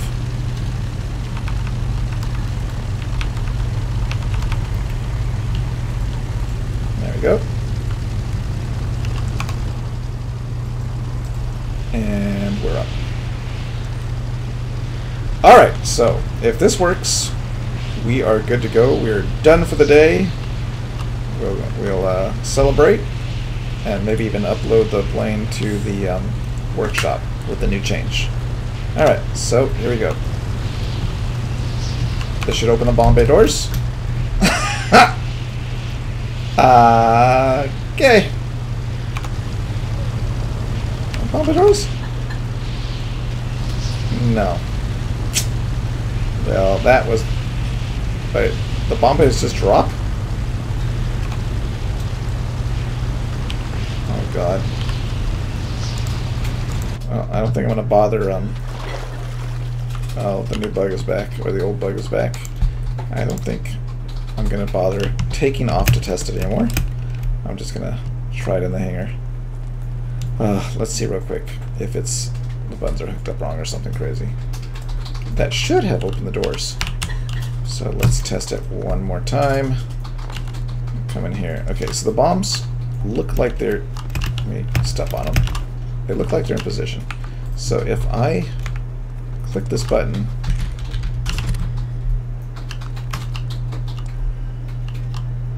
No. So it wasn't that button.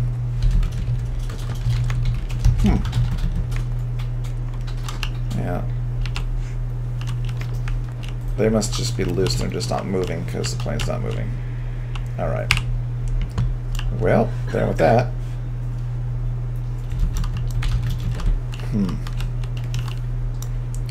Let's go back to the logic. Okay, let's follow the trail of thought here. I pushed the bomb bay door button. Doesn't matter which one. It pushes a toggle, and it hits a numerical box. The numerical box is set to a -1 and a +1. The +1 should open the doors, I believe, when they're on. After that, this is just an inverter if I need it on a different plane, so I'm not using that. I'm just using this. Oh, you know what we didn't do? That's not we, it's just me. I didn't do it. I didn't hook up the output here. So even though we had the output, it wasn't hooked up. So there you go. So again, unfortunately, we hit save. Do that. We have to come back. Then we have to delete it. Michael, this is not that fun to watch. Unless you really like train wrecks, or plane wrecks in this case. After you make your code, or after you save your microprocessor, you have to delete the one that you created, and then you have to hook up all the junk again. Okay, let me put the 0.70 here. Let me put this... Wait, is that right? Put the 1 there. Let's go back to here. This is the distance sensor. Wait, no. What is this? This is to the sliders. So we hook up the sliders. 1, 2, 3, 4, 5, 6. Then we hook up the delays. Where's the delays? The delays are over here. Hook up the delays. Got it. Okay. Then we have... These are hard to see, but we're going to hook up the bomb bay door open button. And that goes to one that I can't see. Right there. And that's bomb bay door open button number 2, which is this one. And then we have the lockable button, number 2, right there. Lockable button, right there. And we have the distance sensor right there. Okay, let's save our test bomber. And let's, I'm not even going to fly it. I'm just going to see if this drops because I've got to go to a meeting. So I just wanted to get this done before I take off. So let's make sure this works. And if it does, we'll upload to the workshop and celebrate. Okay, one more time. Okay, the bombs appear to be on the rack. Okay. this should open the bomb bay doors. The bomb bay doors have opened. The next button, that should be opened. What did I forgot to... Okay, I didn't make an error in the code, but I did forget that the output...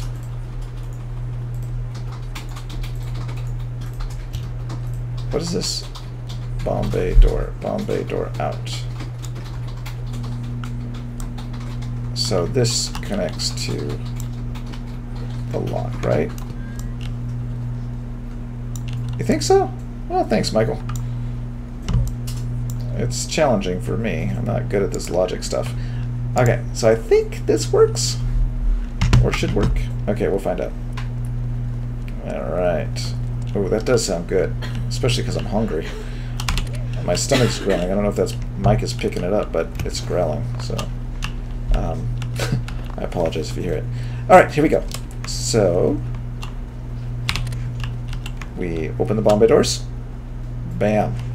Okay, now the bomb release is open. And it should be open. Let's check real quick before we upload this to the workshop and someone yells at me. The bomb release is open down here. And it doesn't matter which one we press, so let's just press this one. How's that? The delays seem working and everything. I'm just gonna paint the wall I cleaned up.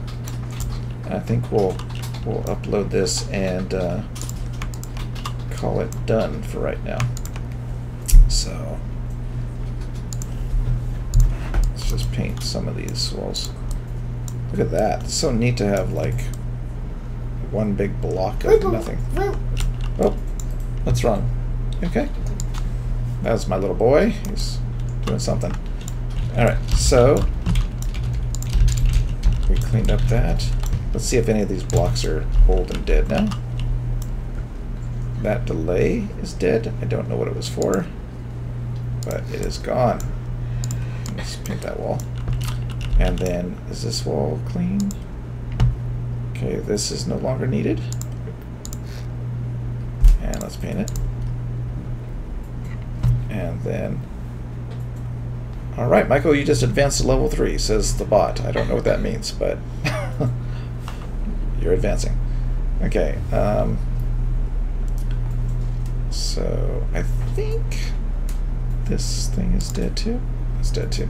And you know what? I think if we just want to be cool, we can hook this up, and like when you open your bomb release button or whatever, it'll turn on the light and let you know that you're ready to blow stuff up.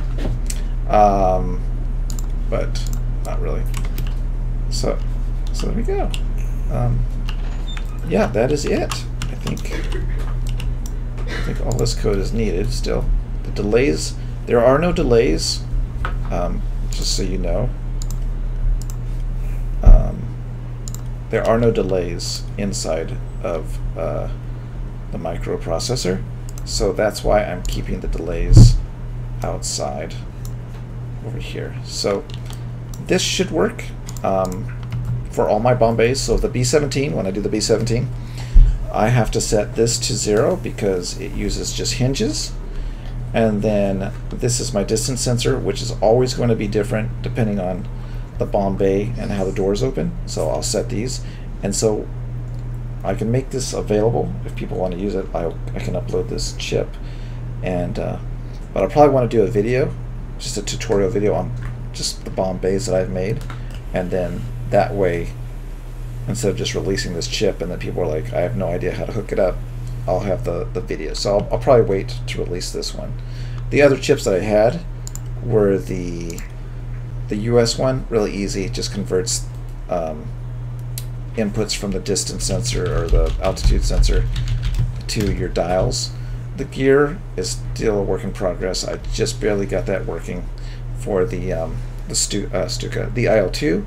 And then this one I released, which is a 3-button toggle. So you basically set down some buttons, hook hook your buttons to whatever you want to turn on and off. They're toggle buttons, and then hook the inputs and outputs to your buttons. On this thing, it actually says what to hook to, and then as you go down the 3 buttons, it toggles one off after the other. So that one's available on the workshop. Hello, Smelly.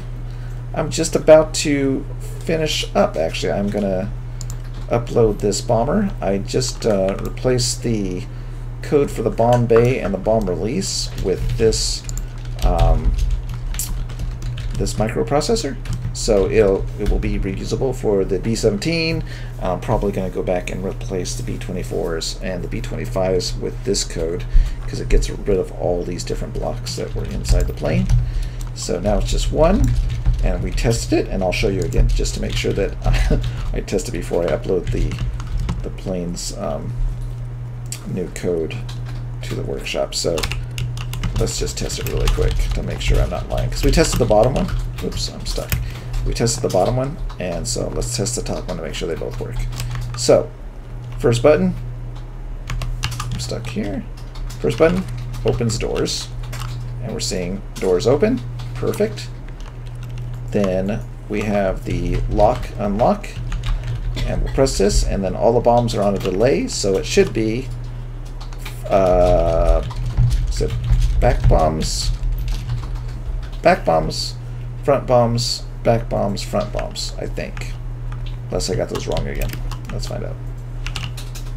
Back bombs, front bombs, back bombs, front bombs. That's it. Yeah, Smelly, I've got to go to a meeting and stuff today, so I've got to get ready. So I've been streaming for quite a long time, I think. So if you go back and watch the stream, you'll find that I'm talking to Frantic, but I didn't realize that it wasn't recording his voice. Even though I could hear it, it wasn't recording his voice. So I asked him about a bunch of questions about his YouTube channel and what he does and how he does it, and unfortunately it didn't get recorded and sent out. So yeah, it's kind of a weird stream at that point. But all I've been doing on the stream really is trying to slowly build a microprocessor that I can reuse. And like I said, I've built these 4, and they're all because they're going to be used on the B-17, and any newer planes that I do require usually a bomb bay and landing gear that goes up and closes. So yeah, it's only 1:30 p.m. here, so yeah. So okay, so if you guys feel like it, I'm gonna upload this bomber with the changes. I'm gonna upload with the test version. I'm not gonna say over my original yet, and if there's any problems, people let me know. So I'm gonna go ahead and upload the broad fraction. Wait, did I save it? I should save it first, huh? Save it. And then I'm gonna upload PBY42 broad for action. Okay. And hit yes. Oh, it's taking a long time. Okay, there it goes. Alright, so I'm going to update the description on the bomber with the update, so people know that I did change the code for the bomb release. And if there's any problems, just let me know. It seemed like it worked. It was not too bad of a change, I don't think. I was just moving code from the inside of the bomber to the microprocessor. So hopefully that went smooth and I didn't break anything. It's starting to feel like the devs when they release a Friday patch. But we shall see. So December 6, update number 2. Added new microprocessor.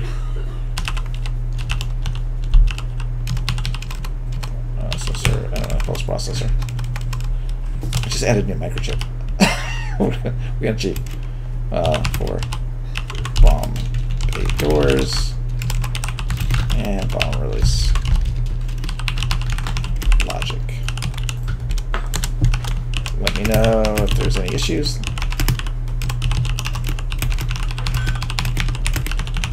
Alright, there we go. So I'm going to go ahead and save this text for the page for the bomber, and that'll be it. All right, guys. Well, thanks for watching. A lot of you stayed here a long time watching me talk like crazy to myself when I was talking to Frantic, and keep trying to build this thing all day.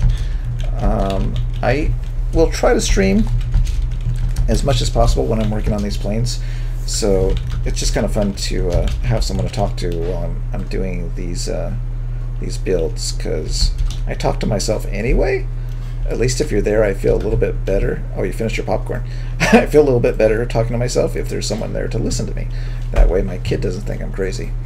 But so what I'm going to be working on, just for so you know, for future reference, I do have the B-17, of course, that has a lot of code I want to replace. So this chip right here replaces all of these colorful codes for the 3 buttons, which are the fuel transfer system. So this single button replaces all of this code. So I'll have 3 of these buttons. I could put 3 of these inside there, but I think I'm just going to keep it like 1 button with, or 1 logic block for 3 buttons, which is this row right here. And since we just built the Bombay, what do you want to call it, microprocessor, that's going to be used inside the B-17 if there's no problems with it on the B-24 that I just released online. And that's going to replace all the stuff here, so I can go ahead and have a bomb release. I do have a landing gear block. I keep opening this up so you can see the icons. There's the landing gear icon, and its code, at least for the, let me open it up, the mystery plane, which is an IL-2 with a turbocharger on the top, I guess. It is where I first built the code with Smelly. Smelly helped me out on this one, because when we got the update, I had no clue what I was doing. Hey, Captain! But Smelly helped me figure out how to code the gear button so that the landing gear here goes up. The distance sensor allows the side doors here. We can just do this really quick if we want to check it out before I log off. The distance sensor, let's see, so this is the IL-2. The mystery plane is the IL-2. Where did I put the button? Oh, it's in the front. I don't have to get up there. So this is working off the new microprocessor that Smelly helped me with. So what it does is the gear goes up, the distance sensor activates, and then we close the doors. And then this code is now reusable, so whenever I do a plane with gear that goes up and the bomb bay doors close, I just have to set up my sensor, set up my distance for the sensor. I don't think I put that code in there. I have it on the bomb release code. But there's a way, and I'll show you real quick, with the bomb bay code. Where's it at here? We put it in the test bomber, so I'll show you there. So what's very cool about the microprocessor, they've added where you can actually tweak settings on the outside of the sensor and not have to go in. So what you do on the inside of the sensor, is this my Bombay? Yeah. So I put a property number, and they also have sliders that you can make, slider controls and property toggles, so you can like turn off and on things inside the chip. So what I did is I added this property number here. I also added a property number down here for the sensor, the distance sensor. And so what we can do is once you place your chip, you can click on it with your arrow key, and now you have all your things that you can set. So for each bomber, if a distance sensor is different from the way the bomb bay doors open, what I do is I take a reading of the distance sensor to say, okay, the bomb bay doors are open, what is this sensor seeing? And I record that distance, and so I just put it here. And then for the switch box, I put these here because on this bomber, the bomb bay slides open. You can see they slide, oops, right here. These let me go in this mode. we have sliders here on this bomb bay. So these slide open. So the control that it needs is either a 1 to go one direction all the way, or a -1 to go one direction, the opposite direction all the way. On the B-17, because it has the bomb bays that open up like doors, we would have this be a 0 instead of a 1, because when it's off they're already at 0, and then when you turn them on they open to 1. So that's the difference between, like, when I create a new bomber, what I'll have to tweak in the settings. So anyways, for future streams, I'm not working on any trains. Here was my ugly train, in case you want to see the train I did. It's this thing, and I just did it really quick just to go on the tracks. But for the future streamings, I'm going to be working on the B-17 and finishing up and probably releasing this before the B-17, of course, just a little IL-2 bomber, just to get it out the door, to have a new plane up.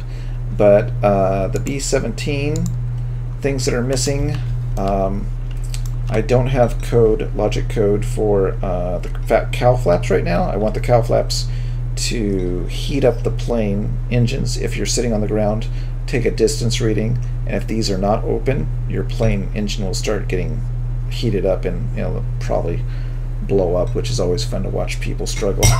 No, that's a terrible thing to say. Hey Jack. Hey Flyer. I didn't see you guys. Yep, the B-17 is almost done. It just has a few bugs. And so, yeah, I'm going to do logic for the cowl flaps. The inside is mostly done. There's some control systems missing here. And then I'm just redoing all the code. The bomb bay, the bombs are missing because I'm redoing how the bombs drop. Before the latest update, the bombs were actually using magnets to drop. And what would happen is if your plane was moving forward, then the bombs would get stuck inside the bomb bay and they didn't drop out unless you were like slowing down or like shake the plane. So with the new update that was like a couple updates back actually, they added these sliders, which are, where are they at? They added these sliders here, these connector tracks. I put one of these in the bomb, and then I put the sliding track on the walls, and then when the plane spawns, the bombs grip onto these tracks, and Michael's got some popcorn issues, and so then the bombs attach to these tracks, and so then the new bomb bay microprocessor will allow these to release. The bombs, instead of getting stuck in the bomb bay, now slide all the way down to the bottom of the bomb bay and out the door, and they're on a delay. So this, I forgot if this carries only 4 bombs. I can't remember. I think this only carries 4 bombs total. But what will happen is they're on a delay, so that the first bomb drops out by themselves and then the second one follows. So it's a little bit of a timing thing. I replaced the code, or I'm going to be replacing the code in the wings, which is these blocks here. It's going to replace for this fuel transfer system, and that's this one block here that we were testing earlier. So that'll be done. And then I think Cesar, if you don't know Cesar, he did a World War I plane that's on the workshop right now. That's awesome. He made a lot of great suggestions for adding some of the realistic features of the B-17, which the bombarder could actually drive the plane a little bit to move the plane left and right to drop his bombs. We were also talking about creating a GPS and maybe a distance sensor, so that the bombarder could set his distance sensor, and we could have logic that you would kind of like lock on that position, and then it would allow the bombs to drop automatically when it got to that GPS coordinate based on the distance sensor or the plane. I'm not sure how we would do it, but that's something that he was suggesting, which I think is a great suggestion. Since I'm already putting a lot of role-playing elements into the cockpit, it makes sense that, to add that bombarder controls for the Norden bomb sight. So I think that's about it. So Michael, one thing that's likely going to happen with this bomber is I'm going to release 3 versions of the bomber. It's going to be the B-17G, which is this version right here you're seeing, the B-17F, which is no front turret, and I'm going to release the a version called the Swoos. I don't know if you've heard of that plane, but the Swoos is a B-17C or D, I think. I can't remember if it's a D or C, but it is a really cool looking plane. It was one of the first B-17s, and it looks really nice. So I want to release 3 B-17s and then be done with them for a while until some interesting updates come out for the game. But that's it. So yeah, so if you see me online, I'll probably be streaming working on the B-17 or the IL-2, unless I get sidetracked by another small plane. But for the most part, these are the 2 planes that I want to get out the door. So, yep, I'm reading the chat, Flyer. It's on my right screen. I have 2 screens. So, Michael wants to repaint the plane to a Red Tails skin. And then, what else? And I'm reading your chat. And Michael was messing with popcorn in his teeth. And Flyers from Poland. Well, welcome. I'm in California in the U.S. So yeah, so right now it's 1:47 p.m. in the afternoon. So I usually stream in the midday, and I will usually stream quietly at night when the family is sleeping without talking. I might type if I see your chat, but I usually just build quietly with the music playing, because the chats, while they're really fun, I tend to get talky about showing the other things and how things work, and then I don't actually finish the part that I'm working on. So I have literally been trying to finish this this component right here. I think this is the component. I don't even know if this is the right one. For like a couple hours, but we had like Frantic Maddie come on, and I was talking to him, and then I got sidetracked with him, and then we had some other guys come and go. Cesar was talking about things. So yeah, I tend to get a little too talky to get the parts done, but it's fun. It's just I get sidetracked. So yeah, so keep following me if you want this B-17. You'll know when this B-17 is done. If you haven't watched the video, I don't know what it's called. It's the B-24 video that I released. I'm gonna probably start doing videos for every plane with just the music like that. It's kind of a nice introduction for the planes. So since there was 6 of them, you get to see all 6 of them fly, and I thought it was a cool video. So it's, if you go on my channel, it's the consolidated B-24 Liberator 6 versions available video. Check that out. Let me know if you like those kind of videos for the planes, because I kind of like making those, and the planes just look really nice flying. So yeah. So alright, so Michael, yeah, check out the bomber if there's problems. You know, just leave in the comments on the workshop. I try to update the planes as much as possible. It seems like every dev patch on Friday changes something or breaks something, and I try to update them all, but if you go back and look at, I think I have like 29 planes or more than 29 planes now. A lot of them are outdated, so there's a lot of Mustangs that I need to rebuild. I mean, if you just look at my list here, if I come down here, the HE-111s I think are functioning, but now we're going to replace the Bombay code. The B-25s I think need to be updated. I have 44? Oh, crap. Okay. Don't tell my wife, she'll kill me. So you've been building that many planes? So anyways, so Spitfire is functional. The 109, this is the brown 109.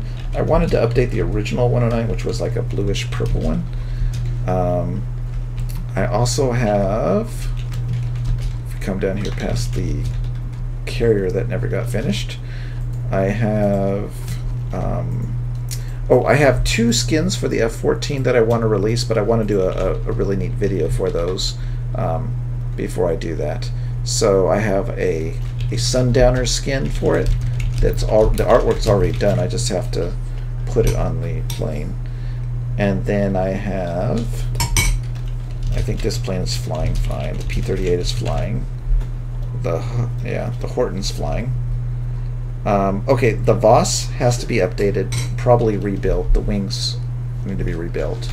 There's the original 109. The SPD Dauntless, I think the wings are wrong on that plane. I might have to rebuild that one too. The P-40, I never liked the front end. What's up, Captain? I'm not ignoring you. What are you doing? Oh, you made a fully electric train? Cool, I haven't touched the trains, except for my ugly train. I think that's all the planes.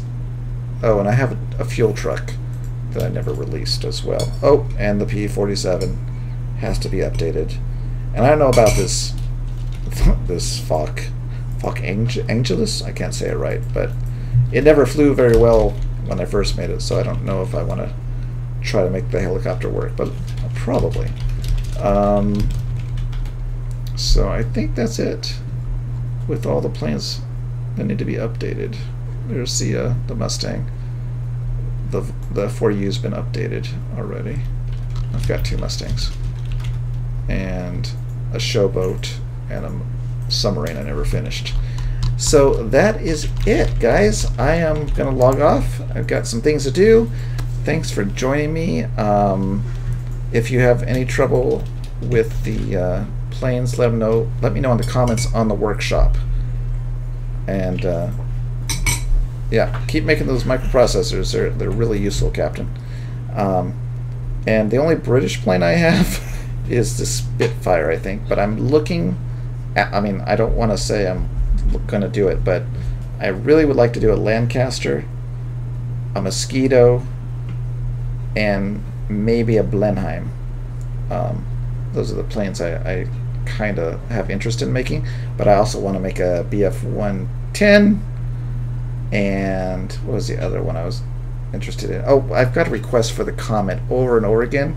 It's a little German plane, so I will probably make it because it's the most requested plane that keeps coming up for some reason.